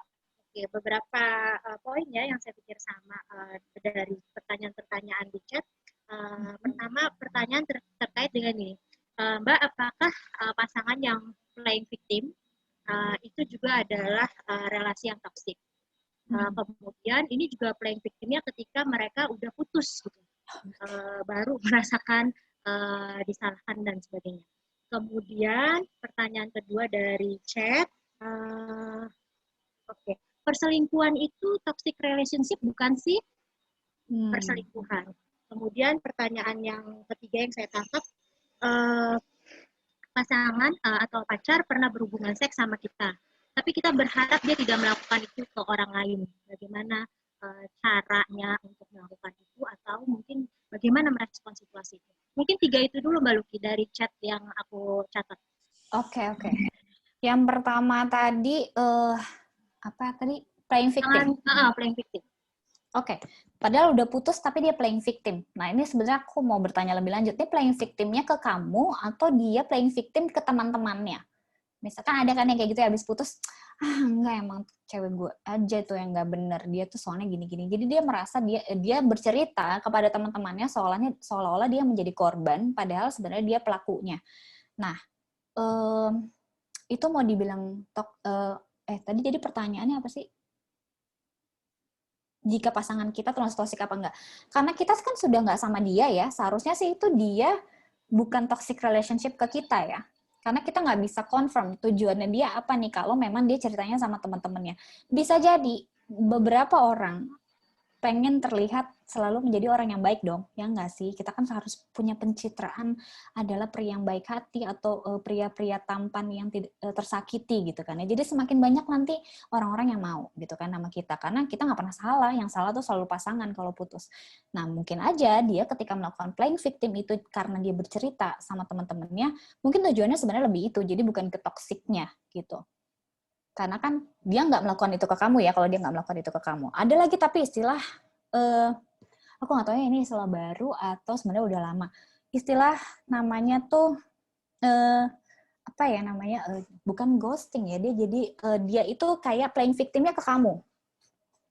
Kayak misalnya, aku tuh kan kayak begini gara-gara kamu juga. Nah, kamu masa nggak tahu sih aku udah berkorban kayak begini sampai ngantri-ngantri panjang buat dapet BTS meal, tapi kamu ternyata kayak begitu sama aku, kamu tega ya? Kayak gitu, ya misalnya gitu, supaya dia itu tadi kalau katanya Mbak Hilma ya kan, supaya dia kasihan ya kan sama kamu sehingga nggak jadi dia putusnya. Padahal nih ceritanya kamu udah mau minta putus nih karena dia kasar. Nah itu baru playing victim yang toxic gitu, karena dia melakukan itu ke kamu, dia seolah-olah bahwa dia adalah korbannya kamu, dia melakukan semua ini karena kamunya juga, istilahnya kayak gitu. Gaslighting namanya ya, jadi dia membuat kamu seolah-olah pelakunya padahal sebenarnya kamu korbannya. Itu toxic kalau yang pada kamu. Tapi kalau dia playing victim ke teman-temannya, sudahlah, dia memang pengen punya image baik aja di mata teman-temannya. Lalu yang kedua tadi apakah Hilma? Aku jadi lupa. Yang kedua selingkuh itu toxic selingkuh, bukan ya? Menarik ya, emang kalau dalam intimate relationship nih, toxic dan selingkuh itu tuh memang paling enak diomongin gitu ya, akrab gitu kayaknya. Ketika dia selingkuh berkali-kali, ya tentunya itu toxic dong ya kan. Apalagi kamu tahu, terus kamu maafin, besoknya dia selingkuh lagi, terus dia minta maaf, nangis-nangis, aku tuh hilaf. Habis itu kamu maafin lagi, besoknya dia selingkuh lagi. Tentunya itu adalah toxic, ya kan? Karena kan berarti dia berkali-kali berbohong sama kamu, dia nutup-nutupin. Mungkin bukan toxic in a way abusive kalau kali ini ya, tapi kan itu adalah hubungan yang nggak sehat. Jadi toksiknya selingkuh ini mungkin bukan in abusive way, bukan seperti abusive atau kekerasan, tapi lebih ke arah itu kan menjadi apa ya, bukan hubungan yang di atas dasari oleh kejujuran. Namanya 2 orang berhubungan ya harus cuma berdua. Kalau bertiga jadi bingung ya, itu sebenarnya lagi ngapain, kerja kelompok kah mungkin gitu kan kalau bertiga. Kalau pacaran berdua aja, jangan rame-rame gitu kan, seharusnya gitu. Tapi ya itu ya, kadang-kadang memang ada orang berselingkuh karena situasi, jadi memang harus dilihat juga seberapa jauh kamu bisa memaafkan dan menerima lagi, karena ini baliknya ke trust issue tadi. Kalau kamu udah nggak bisa percaya sama pasangan kamu, tentunya apapun yang akan dia lakukan nanti, kamu akan selalu curiga bahwa dia sedang melakukan perselingkuhan. Kalau kamu yakin kamu bisa maafin dan melupakan, nggak nanya-nanya, kamu kenapa sih kemarin sama dia? emangnya aku kurang baik? Kenapa? Kamu udah ngapain aja sama dia kemarin? Apa yang nggak kamu lakukan sama aku tapi kamu lakukan sama dia? Kalau kamu bisa nggak ngorek-ngorek kayak gitu dan nggak mencari tahu, ya mungkin kamu bisa tuh maafin. Tapi kalau kamu gatel, selalu ingin nanya, apakah kamu lebih baik dari selingkuhannya atau enggak? Apakah dia lebih kece dari kamu atau enggak? Mendingan nggak usah. Nggak usah kamu maafin, move on, cari yang lain. Berat, pasti. Namanya putus cinta, ya kan? Pasti berat. Tapi nggak apa-apa. Mungkin nanti akan ada yang lebih baik buat kamu di depan. Gitu ya. Jadi relationship mungkin toxic, tapi bukan yang in abusive way. Tapi sebaiknya, ya kalau udah selingkuh, ya kalau masih pacaran mah, ya sebaiknya move on aja ke yang berikutnya. Oke. Ya. Pertanyaan yang berikutnya tadi Mbak Lucy adalah gimana caranya ngasih tahu pasangan supaya nggak berhubungan, saya nggak tahu, saya mungkin mendefinisikannya berhubungan seksual ya, dengan orang lain ketika dia sudah berhubungan seksual dengan kita. Oh, jadi ini pasangannya lagi sama kita, sudah berhubungan, gitu kan ya. Terus dia nggak mau, dia melakukan halnya dengan orang lain. Gimana caranya mungkin menjelaskan gitu ya, atau juga berespon terhadap situasi. Oh, oke. Kalau misalnya cuma ngasih tahu, sebenarnya kan seperti layaknya relationship pada umumnya ya. Kalau udah pacaran kan ya, aku nggak mau ya tinggal bilang aja. Itu kan tentang masalah loyalitas ya, kesetiaan pada saat berhubungan dan berkomitmen. Cara ngasih taunya ya sesimpel, pokoknya kamu bilang aja apa yang kamu mau, bahwa ini aku nggak mau ya kalau aku sampai tahu kamu berhubungan dengan orang lain. Konsekuensinya apa kalau sampai kamu tahu? Misalnya, aku akan sudahi aja hubungan ini kalau misalnya aku tahu kamu berhubungan juga dengan orang lain.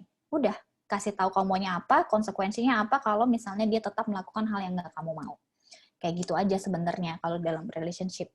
Jangan terlalu dibikin rumit. Karena ketika kamu cuman bertanya-tanya di dalam sini, ingatlah, pasangan kamu bukan cenayang ya. Jadi dia nggak bisa baca pikiran.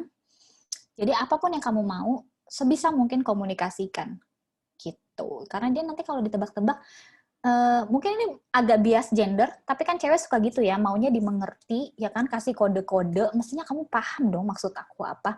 Tapi mohon maaf, laki-laki itu nggak kenal kode, ya kan, jadi langsung aja utarain, kamu maunya apa, gitu. Jadi jangan terlalu berbelit-belit, nanti dia akan bingung, dan akhirnya ketika hasilnya nggak sesuai yang kamu inginkan, kamu juga yang bete. Jadi kalau emang kamu nggak mau dia berhubungan lain, karena itu namanya selingkuh, ya bilang aja, gitu. Oke. Ini udah ada yang raise hand 2 orang nih, Gita, ada ya? dan Nina. Oke, boleh yang raise hand dulu ya. Kita pindah dulu ke yang raise hand. Oke. Siapa tadi namanya Mbak Lucky? Pavita, Gita, sama Nina tadi sih yang aku lihat. Soalnya ini jadi bertambah. Oke. Pavita sama Nina sama Gita ya. Oke, silakan. Pavita dulu ya. Selamat sore Kak. Aku Sore. tanya, jadi aku pernah ngejalanin toksik selama 3 tahun tuh dengan orang yang berbeda-beda gitu cowoknya. Terus aku dengan cowok dari yang pertama sampai yang kemarin itu, yang terakhir, aku udah ngalamin semua hal, mulai dari kontrol sampai yang kekerasan fisik itu udah. Yang pastinya tuh nimbulin trauma gitu kan Kak. Terus akhirnya aku jadi nyakitin diri sendiri. Yang pasti mungkin nggak aku doang yang ngalamin pernah cutting atau semacamnya, karena aku nggak mau ngerugiin orang lain gitu. Nah, gimana sih cara biar kita tuh ngurangin rasa trauma? Itu gimana ya Kak? Terima kasih. Sama-sama. Oke, selanjutnya Nina. Silakan Nina, setelah Nina baru Gita ya. Silakan Nina. Iya, jadi ceritanya aku tuh punya temen. Nah, teman aku itu berada di hubungan yang toksik. Jadi yang ada di hubungan toksik itu teman aku. Nah, jadi teman aku ini dia kalau chatan sama pacarnya itu nggak boleh keluar dari room chatnya sama pacarnya itu. Jadi kalaupun balesin siapapun, mau temen yang cewek atau temen cowok atau siapapun nggak boleh. Pernah sekali dia keluar terus langsung dimaki-maki gitu sama cowoknya. Padahal selisihnya cuma 2 menit doang. Nah, udah aku kasih tahu kalau nggak boleh, maksudnya dia tuh kurang baik gitu-gitu, tapi si teman aku ini tetap jalanin hubungan itu dan gak dengerin omongan aku. Nah, pertanyaan aku, gimana sih kalau misalnya kita punya temen yang ada di hubungan toksik tuh, gimana cara ngasih taunya? Gitu. Makasih. Oke. Oke, Nina, makasih Nina. Selanjutnya Gita, silakan Git. Iya, baik. Selamat sore, Kak. Selamat sore Gita. Iya, ini aku mau bertanya untuk konseling pribadi aku ya, Kak. Boleh ya? Oke, boleh. Sebelumnya aku pernah ada di toxic relationship selama 2 tahun dengan pasangan yang datang dari toxic family, dan aku pribadi datang dari kisah yang ada trauma di kisah sebelumnya, tapi sebenarnya itu kisah lama sih, kayak masih kecil lah, tapi itu kebawa gitu sampai aku usia 20-an. Terus awalnya tuh kita hubungannya sehat, tapi di tahun kedua itu aku mulai cewek kan instingnya juga lumayan ya. Aku udah mulai ngendus kebohongan dan hal-hal yang ditutupin. Dulu itu pasanganku itu komunikatif, kita komunikasinya lancar, saling cerita gitu kalau kita ngerasain apa.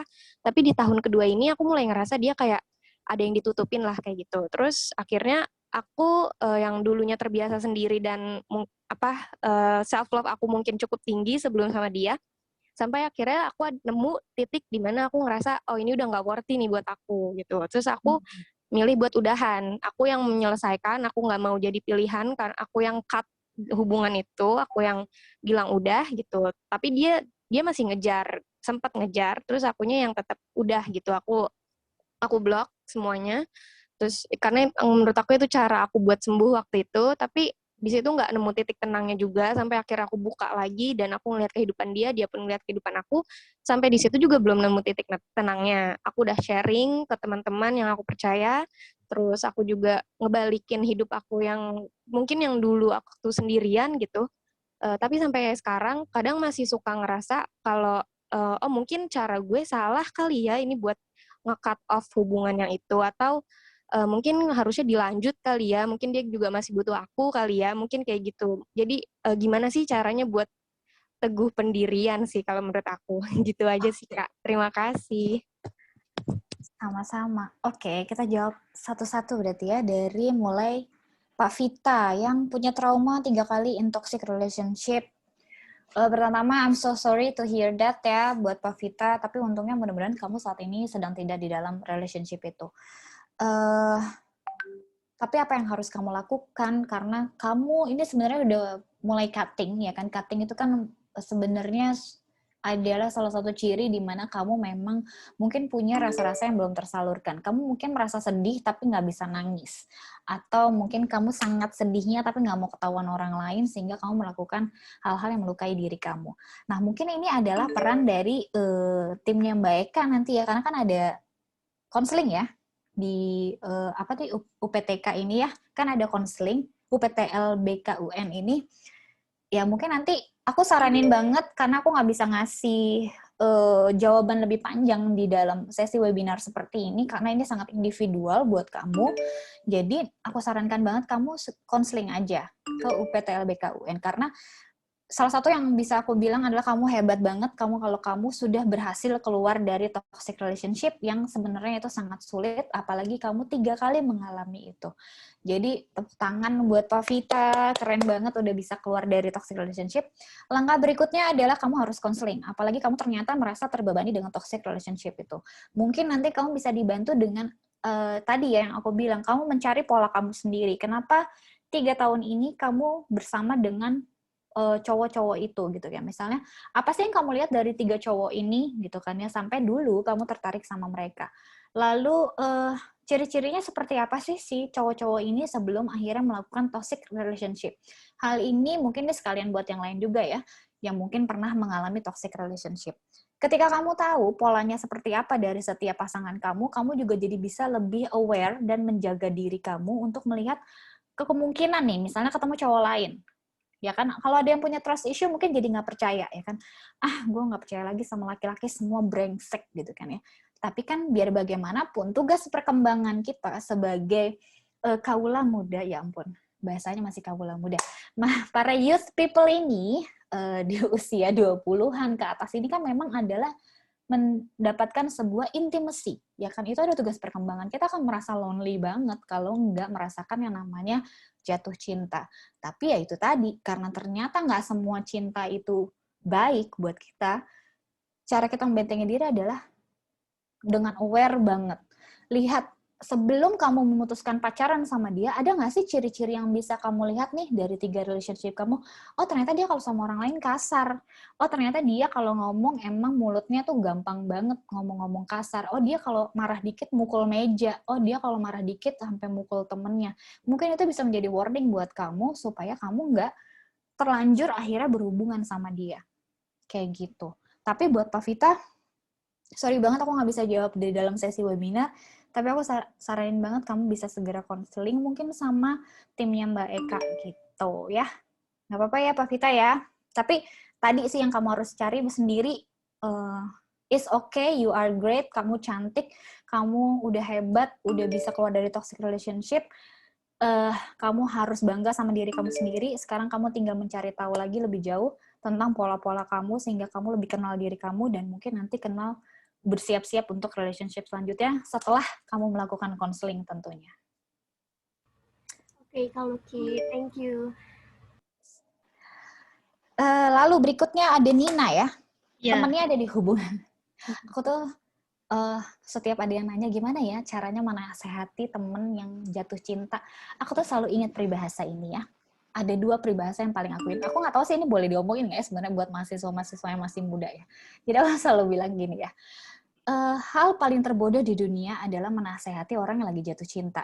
Kenapa? Karena bagi orang yang jatuh cinta ya, tai kambing juga rasa coklat. Ya kan? Jadi, kamu mau bilang apa, sesungguhnya tentu saja dia nggak akan dengar. Karena dia lagi cinta banget. Kenapa? Kamu mau tahu kalau kamu mempelajari neurologi? Emosi itu cuman ada satu nih, jadi di lobus frontal kita, yang mengatur emosi itu cuma satu. Jadi kalau lagu jatuh cinta, semua logika berpikir itu nggak jalan. Jadi mau kamu nasehatin sampai kayak gimana pun, kalau dia masih merasa fine-fine aja, dia masih happy, dia masih cinta banget, ya I'm sorry to say, there's nothing you can do sebenarnya selain ya udah be there buat dia, selalu siap buat mengingatkan. Justru sebenarnya cobaan terberatnya adalah di kita ya sebagai teman, gimana ya caranya untuk tetap bisa mendampingi temen yang kita tahu nih, duh, ini lakinya brengsek banget, tapi kok temen gue cinta banget ya, gitu kan ya. Itu kesel gitu ya, apalagi nanti dia curhatnya, kita kadang ngerasa, deh elah, ini lagi yang diceritain kemarin kan, udah gue kasih saran, gak dijalanin sih, gitu kan. Itu pasti ada tuh rasa kayak gitu. Tapi ya itu, kuat-kuatin aja diri kita, semangat buat Nina yang punya teman in toxic relationship. Tugas kamu saat ini bukan nasehatin, karena percuma, seperti kamu tadi bilang, kamu udah cobain, it doesn't work, tapi pastikan kamu selalu ada buat dia. Kamu nggak perlu ngatain dia, lu bego sih, mau-mau aja sama laki kayak gitu, nggak perlu. Just be positive. Selalu mungkin yang bisa kamu ingatkan, kamu yakin itu hal yang baik. Jadi bukan gini ya, caranya bukan, lo kok bego sih mau aja digituin, dia kan nggak bener, dia kan mana bisa ya, kita lagi cinta-cintanya gitu. Ibarat di sini ada yang suka BTS nggak ya, mungkin ibarat ada yang bilang, ngapain sih lo suka sama BTS, mereka kan kayak cewek semua mukanya, ya kan, marah pasti kan ya kalau yang suka banget sama BTS gitu. Ya sama aja, apalagi ini pacar sendiri, kamu bilang nggak bener, orang gue ngerasa gue cinta, biarin aja. Jadi jangan diomongin kayak gitu, bilang aja, kamu digituin sama pacar kamu, emang itu normal ya? Biarin aja nih berpikir sendiri, apakah yang diperlakukan oleh pacarnya ke dia adalah hal yang normal? Apakah setiap laki-laki baik melakukan hal yang sama seperti pasangannya kepada pacarnya? Gitu. Jadi biar dia yang berpikir, jangan kamu yang kasih tahu bahwa pacarnya brengsek. Karena tentunya dia akan lebih marah sama kamu dibandingkan sama pacarnya. Nanti pertemanan kalian malah buyar, dia nanti nggak ada yang nyelamatin. Gitu. Jadi ya udah. Nah, tuh kan, terus alasannya kan gue yang jalanin, gue yang tahu pasangan gue bagaimana. Betul. Tadi aku bilang, hal yang paling impossible di dunia, sia-sia itu adalah namanya menasehati orang yang lagi jatuh cinta. Jadi, just be there, ada di sebelah dia, biar, jadi pancing, apa ya bahasanya, pancing insight-nya dia sendiri, supaya dia bisa berpikir, apakah hal-hal yang dilakukan oleh pasangannya kepada dia adalah hal yang normal. Gitu. Emangnya kalau pacaran gitu ya? Emang bener ya kalau cowok tuh suka mukul ceweknya nggak apa-apa? Kayak gitu.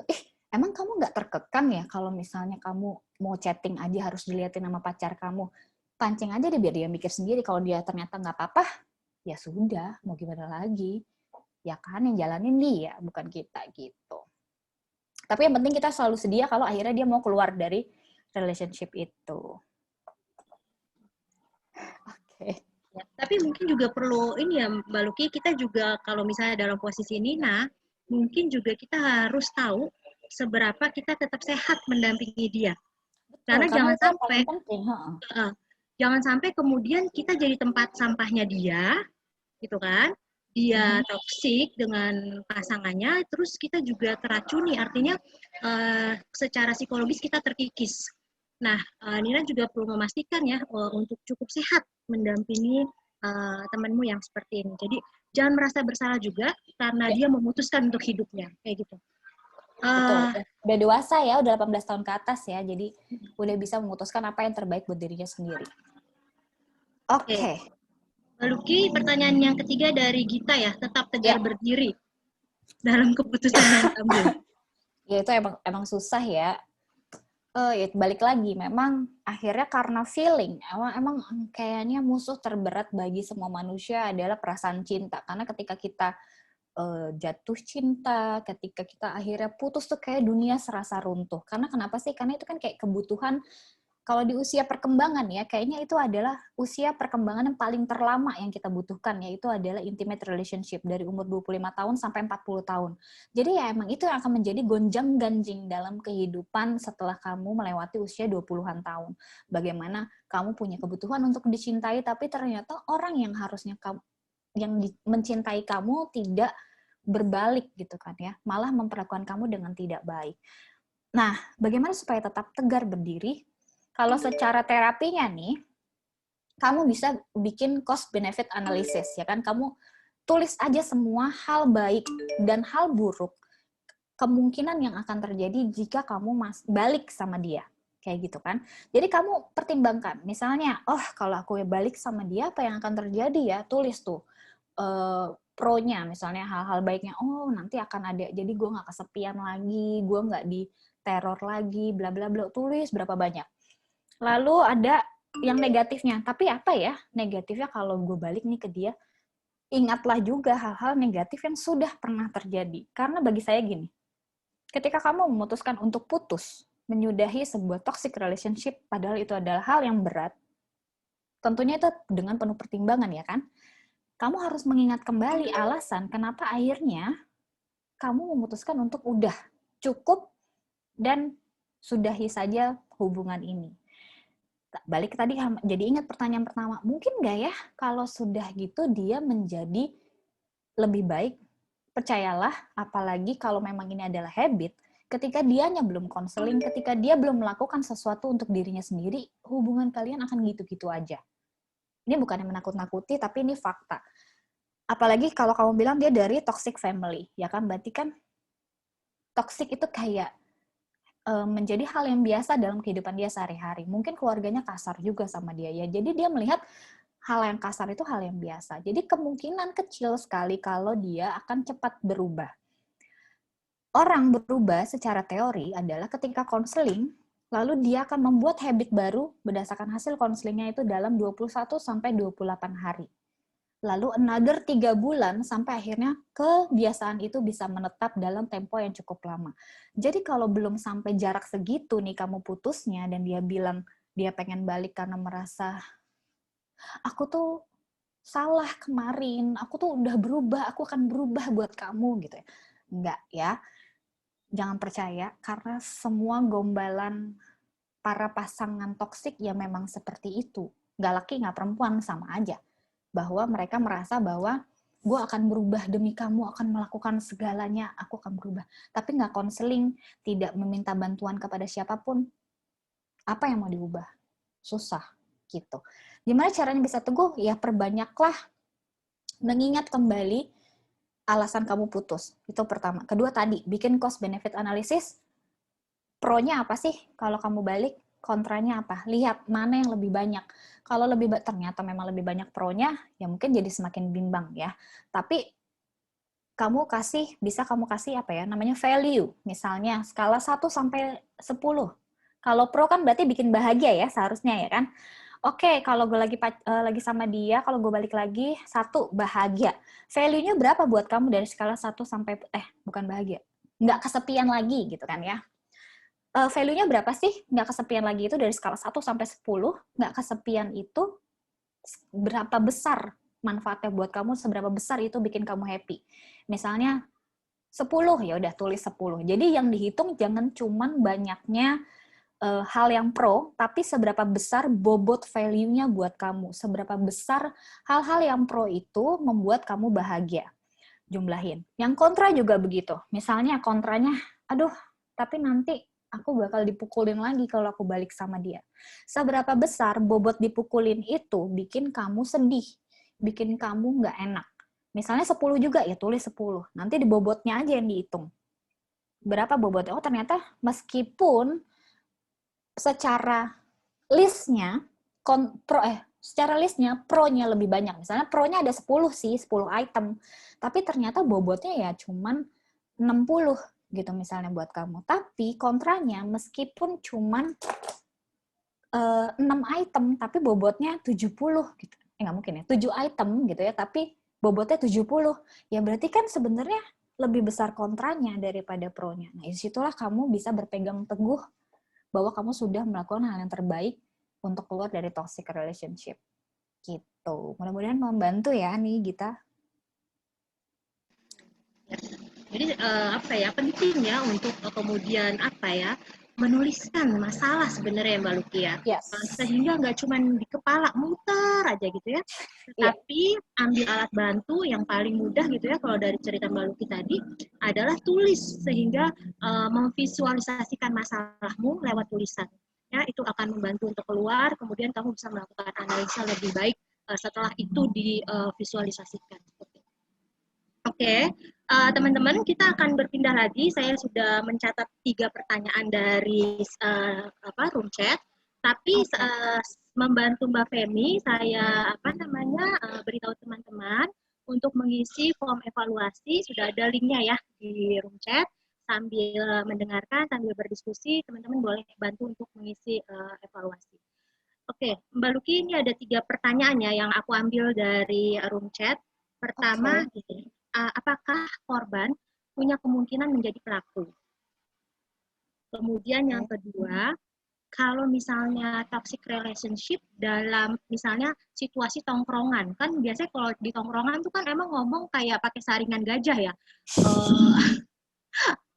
Gitu kan ya. Nah, itu gimana mengidentifikasinya bahwa itu toxic atau enggak? Kemudian ini teman-teman di tongkrongan gitu ya? Teman-teman di tongkrongan. Teman-teman di tongkrongan.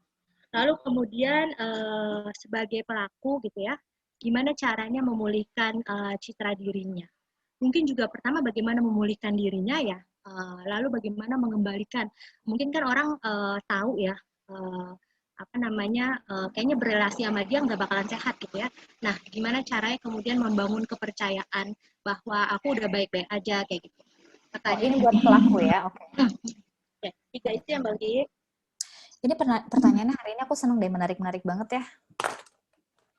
Cakep gitu, kayaknya bisa membuat kita jadi mulai lebih menyadari perilaku si toxic relationship ini sendiri ya kan. Karena kayak gini, apakah korban bisa jadi pelaku gitu kan? Kalau dalam teori bullying, kan ada tuh ya, bullying become bulliers gitu. Karena ketika kamu kecilnya sering dibully, kayak tadi kan, mungkin kamu toxic di relationship sama parents kamu gitu ya. Akhirnya kamu jadi pelaku ketika kamu besar. Karena kamu melihat bully itu ternyata hal yang biasa. Oh, kamu juga pernah nerima itu and you are fine.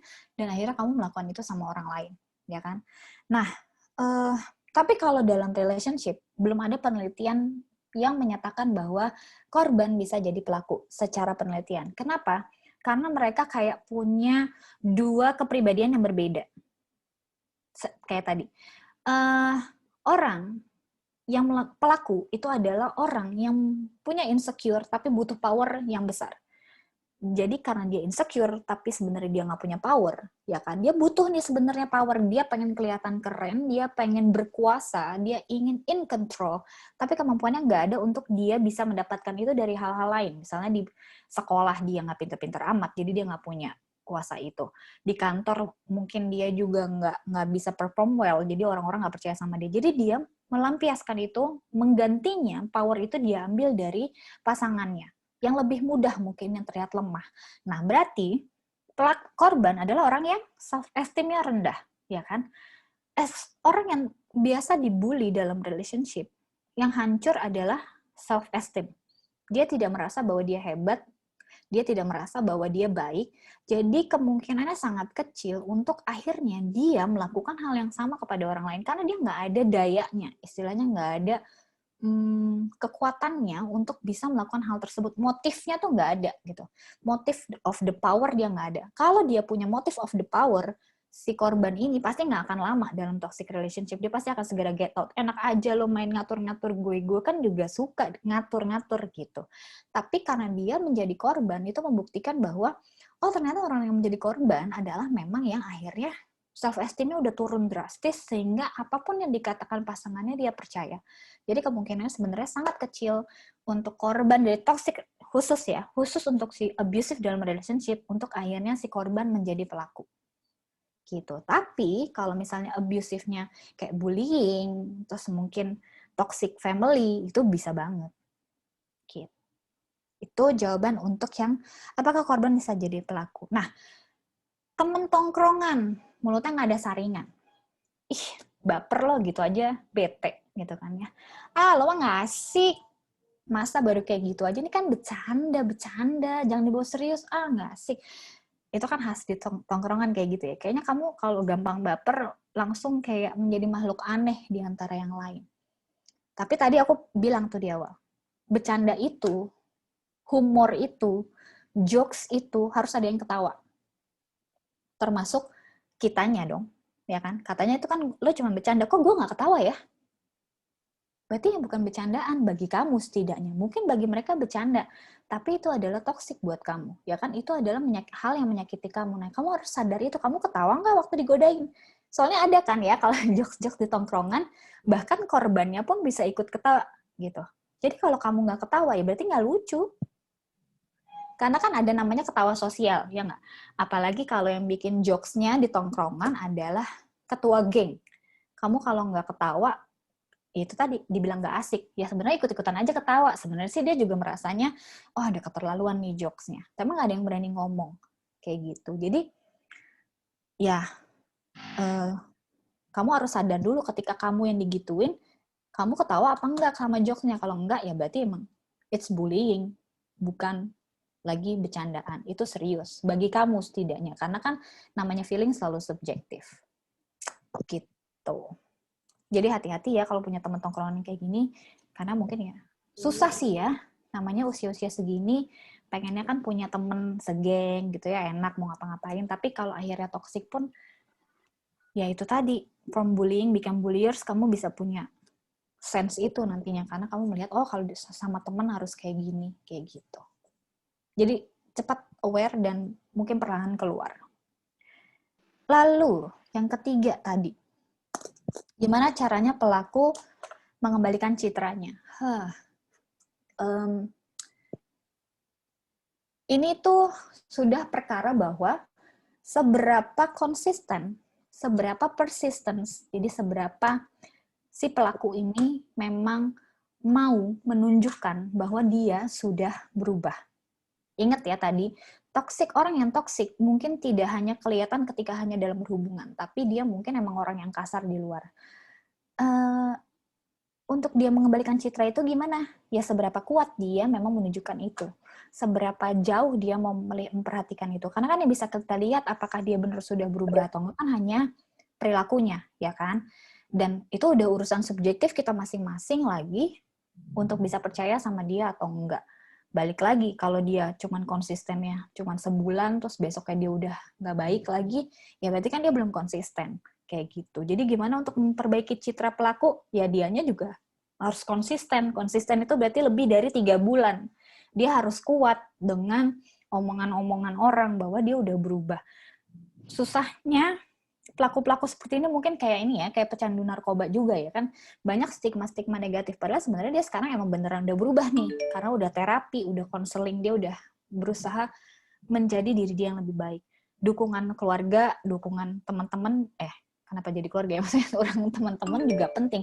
Tapi ya itu hanya yang bisa membuat orang-orang percaya lagi sama dia, hanya dia gitu. Seberapa dia konsisten, dia menunjukkan dirinya sudah baik, dia sudah menunjukkan bahwa dia sudah berubah, cuman dia yang bisa. Itu aja sih. Tunjukkan perilaku yang baik kepada semua orang, mungkin gitu. Biar orang kemudian menyadari ya bahwa perubahan itu terjadi gitu ya Mbak Luki. Betul, karena kan kita cuma bisa lihat perilaku ya. Kalau dia cuma ngomong-ngomong, ya aku udah berubah. Tapi dengan dia memaksa orang untuk percaya lagi sama dia, itu kan sebenarnya toksik juga, karena kan maksa gitu. Ya, oke. Mbak, kita punya waktu sekitar 10 menit lagi. Kalau di rundown kegiatan kita, mungkin tadi ada 2 orang yang mau bertanya. Saya kasih kesempatan dulu ya. Ini berarti penanya terakhir ya. Untuk Ica sama Siti Nurjihan. Oke, Ica lebih dulu, Ca. Silakan, Ca.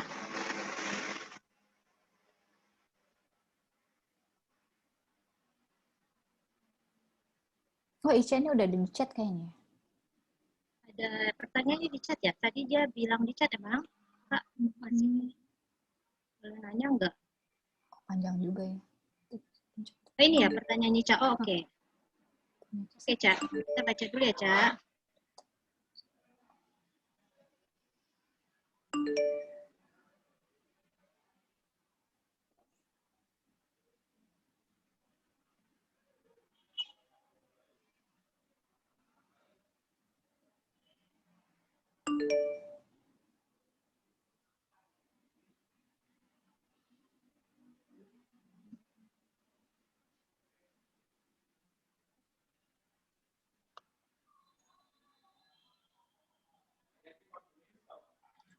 Oke. Agak Satu panjang. lagi ya. Siti Ini Nurjihan sebenarnya yang raise hand juga dari tadi nih Mbak Hilma, Kayoma, iya, ada seru Dinda sama banget ya. Amanda. Ya rame ya emang kalau udah pertanyaannya. Oke. Kita ke Jihan dulu kali ya, Siti Nurjihan boleh. ya. Oke, silakan Jihan. Iya Kak, sebelumnya maaf ya aku off cam. Ya, nggak apa-apa. Nggak apa-apa Jihan. Iya, aku mau tanya bagaimana caranya tuh menghadapi sahabat yang menurut aku dia udah mulai berubah nih menjadi toksik, tapi toksiknya tuh terhadap orang lain gitu, kayak sehingga ketika si sahabatku ini cerita tentang keresahannya terhadap orang lain, menurut aku dia belum benar mengenai orang yang dia omongin ini. Dan ketika aku kasih tahu, dia malah makin berusaha untuk meyakinkan aku bahwa orang lain tersebut tuh salah sesuai dengan pandangan sahabatku ini. Jadi ceritanya tuh gini, sahabatku ini tuh punya mantan. Dia udah putus dari 2 tahun yang lalu. Nah, aku, sahabatku sama mantannya ini sekelas waktu SMA. Mereka pacaran selama kurang lebih 2 tahun. Nah, menurut aku ini hubungan mereka tuh toksik dan berakhir putus 2 tahun yang lalu. Kemudian, mantannya ini tuh mulai dekat dengan teman sekelas kami juga, inisialnya Z. Namun kondisinya itu sahabatku ini dan mantan ini kan sudah putus ketika si teman kami si Z ini dekat dengan mantannya. Sahabatku juga udah dapat laki-laki yang lebih baik dari mantannya ini. Nah, aku dan sahabatku ini tuh udah mulai jarang chattingan. Terus beberapa hari kemarin dia tiba-tiba chat aku dengan cerita mantannya ini PDKT dengan teman kami ini yang inisial Z. Aku tanya, kenapa emang? Kan kamu udah nggak ada hubungan apapun sama mantan kamu. Kayak mereka juga udah lost contact gitu kan.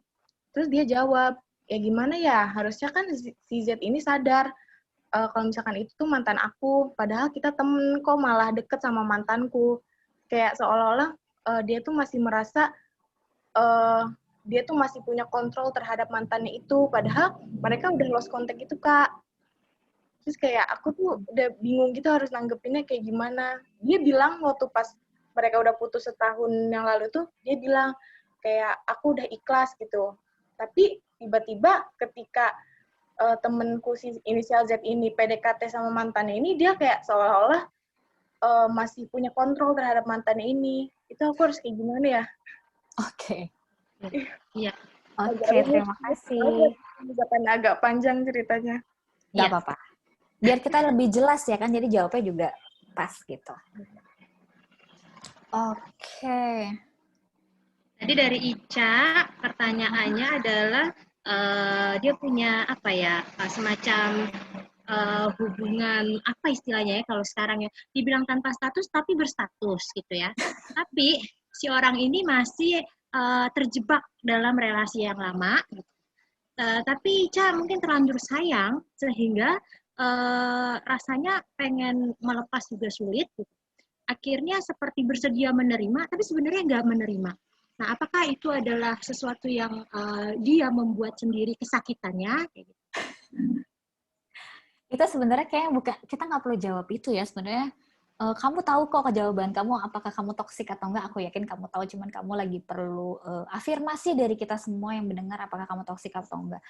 Tapi kan gini ya, tenang aja, aku nggak tahu ya, itu tuh hal baik atau enggak, tentunya itu bukan hal yang baik buat kita ya, tapi pengalaman cinta-cinta yang seperti ini tuh emang menjadi seru ya, karena kamu mengalami hal-hal yang menarik ya, karena paling susah memang kalau udah zamannya jatuh cinta.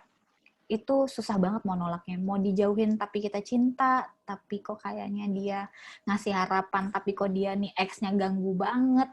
Itu tuh kayak dilematis gitu ya. Memang tentunya jawaban terbaik adalah, ya udah sih ngapain cari-cari pusing sendiri, udah tahu dia nggak mau sama kamu gitu ya. Nggak mau berkomitmen, ngapain kamu paksain? Kan sebenarnya gitu enteng banget ngomongnya, kita mah ya orang, bukan kita yang di dalam relationship-nya. Tapi I know it's hard, tapi ya takes time, sadari aja dulu buat kamu, mungkin entah, mungkin nanti lama nanti akhirnya kamu akan menyadari bahwa, oh ya udahlah, gue harus keluar aja. Memang itu akan takes time, tapi mau dibilang kamu toxic, dia sih nggak toksik ya sama kamu, karena kan kamu dengan sadar mengambil keputusan untuk tetap bersama dia walaupun dianya masih sibuk nih sebenarnya sama ex-nya. Nggak tahu juga kita sebenarnya yang ganggu ex-nya atau emang si pasangan kamu ini juga yang memang sebenarnya masih nanggepin juga kan salahnya dia, ngapain udah jadi mantan masih tetap berhubungan gitu ya. Karena kalau dalam prinsip aku, meskipun ada orang yang bilang mantan itu bisa kok jadi temen, iya, betul. Tapi yang nggak langsung baru putus jadi temenan, nggak begitu prosesnya. Karena apalagi untuk pacaran-pacaran yang dari awal kamu kenal dia memang untuk pacaran, bukan temenan dulu. Seharusnya butuh waktu untuk akhirnya kita bisa meng-cut feeling kita bahwa sekarang kita temenan, bukan pacaran. Jadi, yes, karena ini kan masih nempel banget nih, ini antar dia juga sebenarnya sama yang sana antara pacaran atau enggak, sama kamu juga antara pacaran atau enggak. Ya udah, itu mah kalau ke pertanyaan kamu toksik atau enggak dan kamu perlu banget nih, menurut aku ya iya kamu toksik, kamu kayak mencari luka kamu sendiri gitu. Tapi kamu menikmati. Jadi ya udah, nikmatin aja dulu, nanti pasti kamu tahu kok gimana caranya get out dari situ. Semangat ya Ica ya. Atau mungkin kamu bisa mencari laki-laki yang lain habis ini. Banyak berteman, banyak bergaul gitu ya, maksudnya jadi nggak pusing cuman sama satu laki-laki.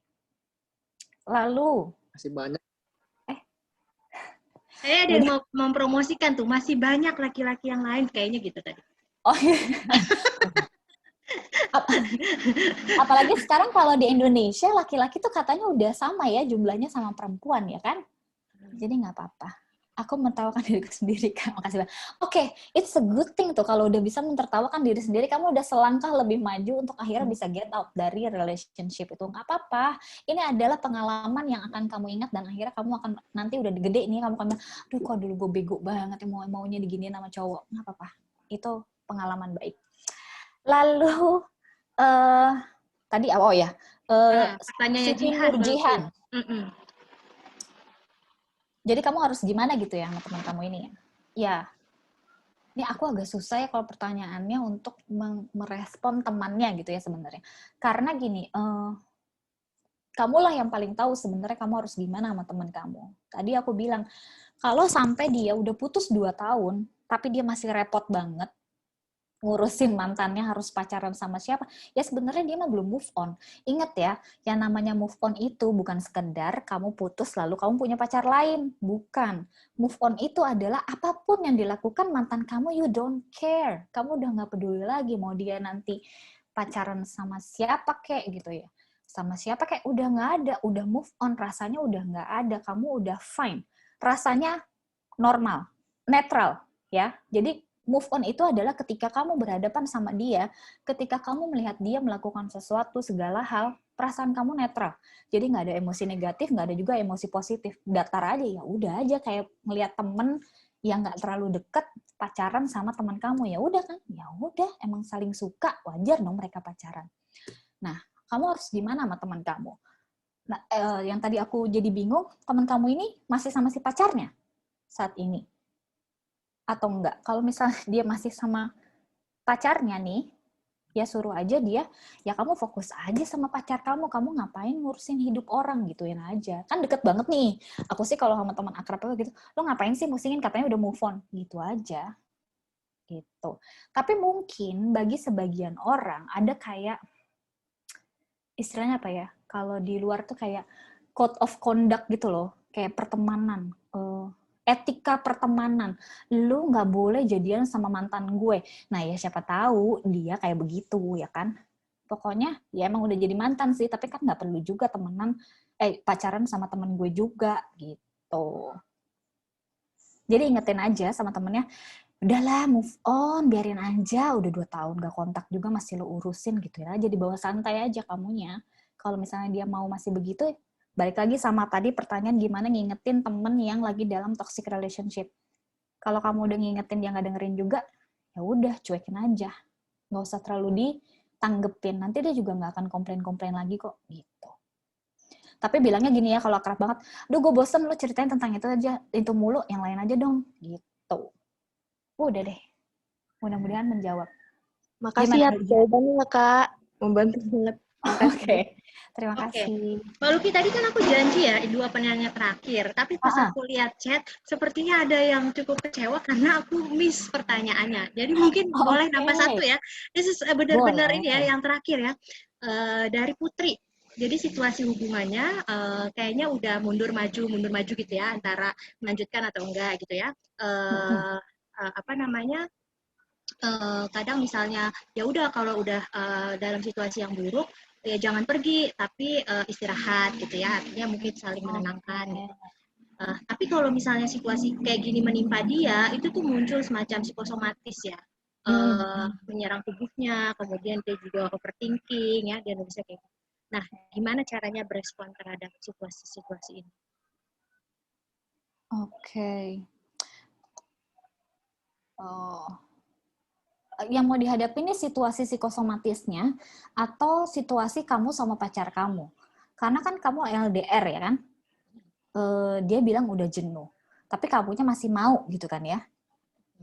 Tapi kadang kalau udah dia mau mengakhiri, si cowok ini malah menahan lagi gitu. Jadi kayak dianya juga mau mengakhiri? Iya, tapi ada statement-statement yang kalau capek tuh istirahat, jangan pergi. Artinya kan nggak menyelesaikan dong statement itu. Oh, oke. Jadi dia mau break, tapi nggak mau putus. Gimana tuh ya? Mau istirahat dulu, tapi oke. Oke. Di semua situasi, Kak, hubungan dan oke. Udah berapa lama? Kalau misalnya hubungan ini udah lama, kadang-kadang hubungan itu memang ada situasi jenuh, ya kan? Yang harus dilakukan kalau untuk hubungan ini, pertegas aja, aku tuh pusing kalau misalnya antara kayak begini, istirahat tuh maksudnya yang kayak gimana? Kan ini istirahat tuh kayak gimana ya? Maksudnya istirahat, gue nggak hubungan lagi sama lo, tapi gue boleh sama cowok lain gitu apa gimana? Itu kan nggak jelas gitu ya. Jadi ketika semua itu abstrak, jadi apapun yang dilakukan oleh pasangan baik kita sebenarnya tidak boleh disalahkan, ya kan? Makanya perlu banget kita mempertegas, memperjelas. Maksudnya istirahatnya kayak gimana? Apakah kamu mau break dulu? Kalau iya, mau berapa lama? Atau mau sampai kapan? Apa yang bisa kita lakukan supaya kamu nggak jenuh dan aku juga nggak jenuh? Karena jenuh itu wajar. Untuk in long term relationship, apalagi LDR dengan penuh banyak cobaannya, walaupun sekarang ada katanya video call, ada chatting, dan segala macam, LDR ya LDR, dia nggak ada di situ, nggak ada di sebelah kamu, nggak bisa langsung hubungan langsung. Rasanya feel-nya tetap akan beda ketika kamu punya pacar dan ada di depan kamu. Ya tanya aja secara jelas, maunya gimana sih? Tapi kalau kamu sudah yakin mau bertanya secara tegas, ya kamu juga udah harus siap. Apapun keputusan yang keluar saat itu, kalau memang akhirnya yaudah deh kita putus aja, ya udah putus. Jangan lagi kamu yang meminta kepastian, tapi kamu juga yang akhirnya enggan untuk menjalankan kepastian itu, gitu. Kamu yakini dulu diri kamu maunya apa? Kamu maunya putus atau enggak? Baru utarakan, aku maunya A. Kalau kamu maunya gimana? Aku misalnya dia bilang aku maunya B.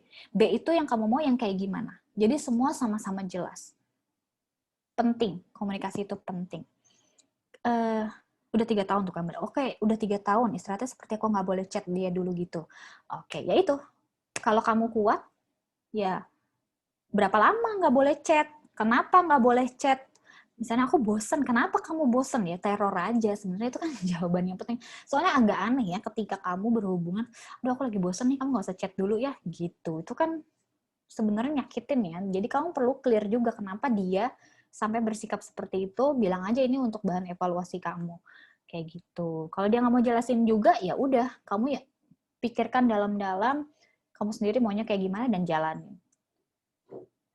Badan kamu, itu namanya psikosomatis ya. Orang ketika terlalu stres, beda-beda. Ada yang sakit perut, ada yang jadi demam, ada yang jadi batuk-batuk, ada yang alergi. Jadi memang berarti hubungan kamu sama si pacar ini penting banget buat kamu, sehingga ketika sesuatu yang tidak baik terjadi itu menjadi mengganggu kesehatan mental kamu. Mental ini nggak harus yang sampai bermasalah banget ya, maksud mental ini kan normal bermasalah. Jadi kamu stres banget sehingga muncullah psikosomatis seperti itu. Kayak kamu mau ujian tapi kamu ternyata belum belajar, kan sudah suka sakit perut. Nah mirip kayak gitu. Jadi nih ada yang bilang juga kalau anak kecil dulu apa kalau demam kangen gitu kan ya. Mungkin karena udah lama nggak ketemu.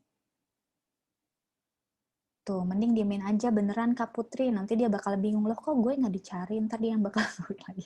Biasanya cowok gitu sih. Iya, jadi kalau emang dia minta nggak dihubungin, ya udah nggak usah dihubungin. Sebenarnya benar sesimpel itu. Kalau di akhirnya nanya, kok kamu jadi nggak hubungin aku sih? Ya tanya balik, lah kemarin katanya minta nggak di chat. Tapi balik lagi.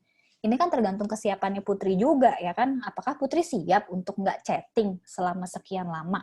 Kalau emang nggak siap, ya nggak ada salahnya juga untuk bilang, aku tuh suka ya sama, ini aku taunya ini mengeluarkan kata-kata ini adalah Sujiwo Tejo. Ya kan? Jangan berlari untuk dikejar. Itu katanya dia. Karena cinta tidak semain-main itu.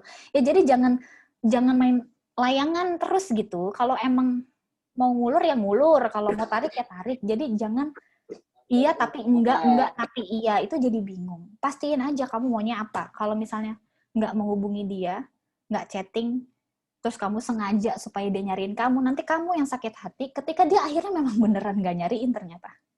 Gitu. Jadi kalau emang kamu yakin nggak mau chatting dia, ya bukan karena kamu minta ditanyain bahwa kok kamu nggak hubungin aku sih, jangan berharap dia kayak gitu. Kamu memang nggak chatting dia karena itu adalah permintaan dia, kayak gitu.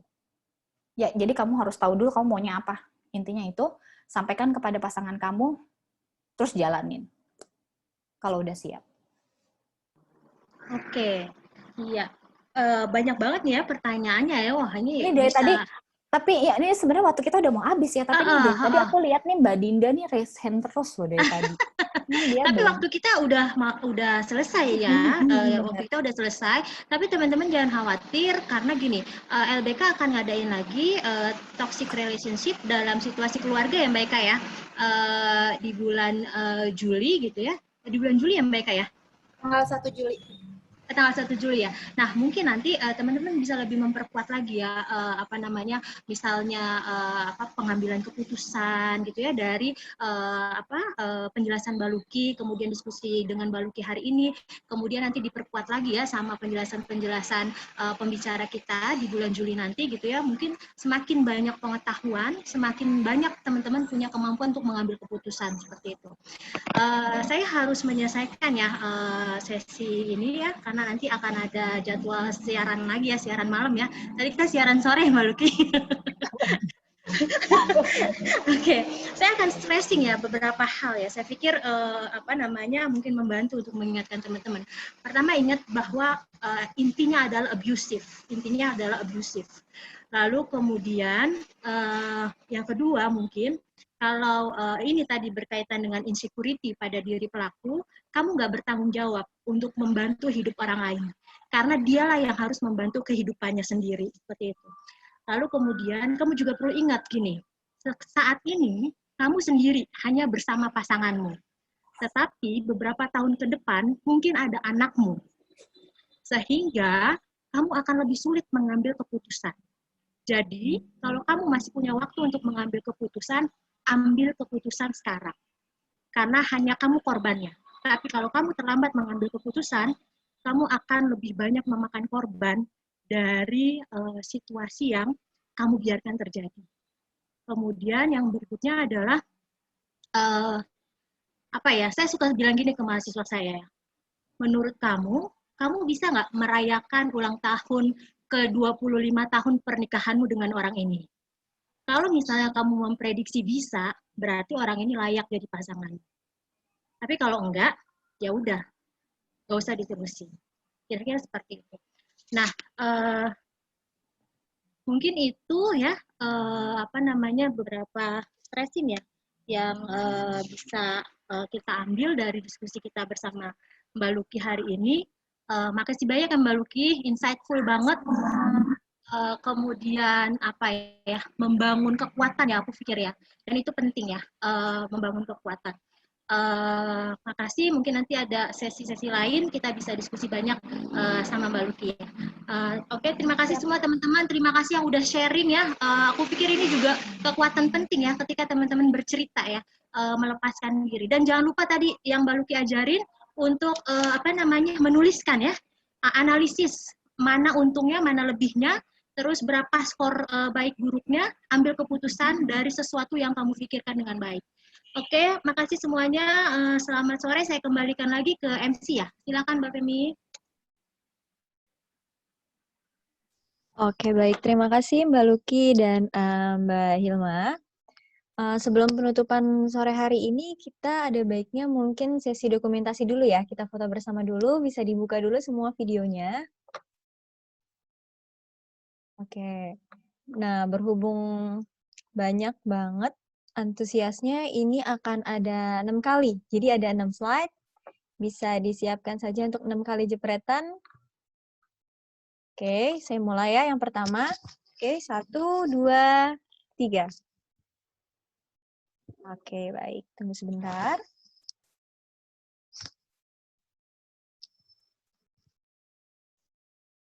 Bentar ya. Oke, selanjutnya. Slide kedua. 1, 2, 3. Oke. Ini sebentar. Selanjutnya ya. Slide ketiga. 1, 2, 3.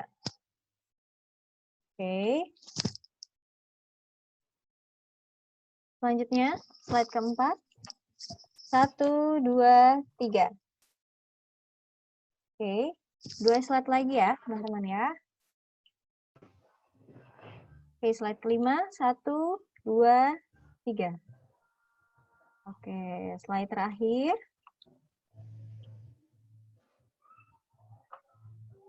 Oke, baik. 1, 2, 3.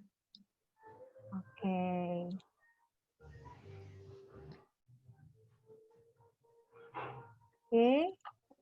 Oke, baik. Setelah ini saya tutup acaranya.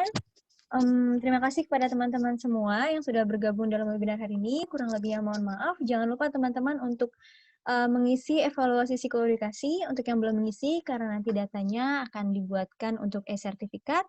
Dan kemudian jangan lupa juga untuk follow dan cek terus Instagram kami di @uptlbk.unj untuk tahu informasi dan kegiatan-kegiatan yang dilakukan oleh UPT LBK UNJ.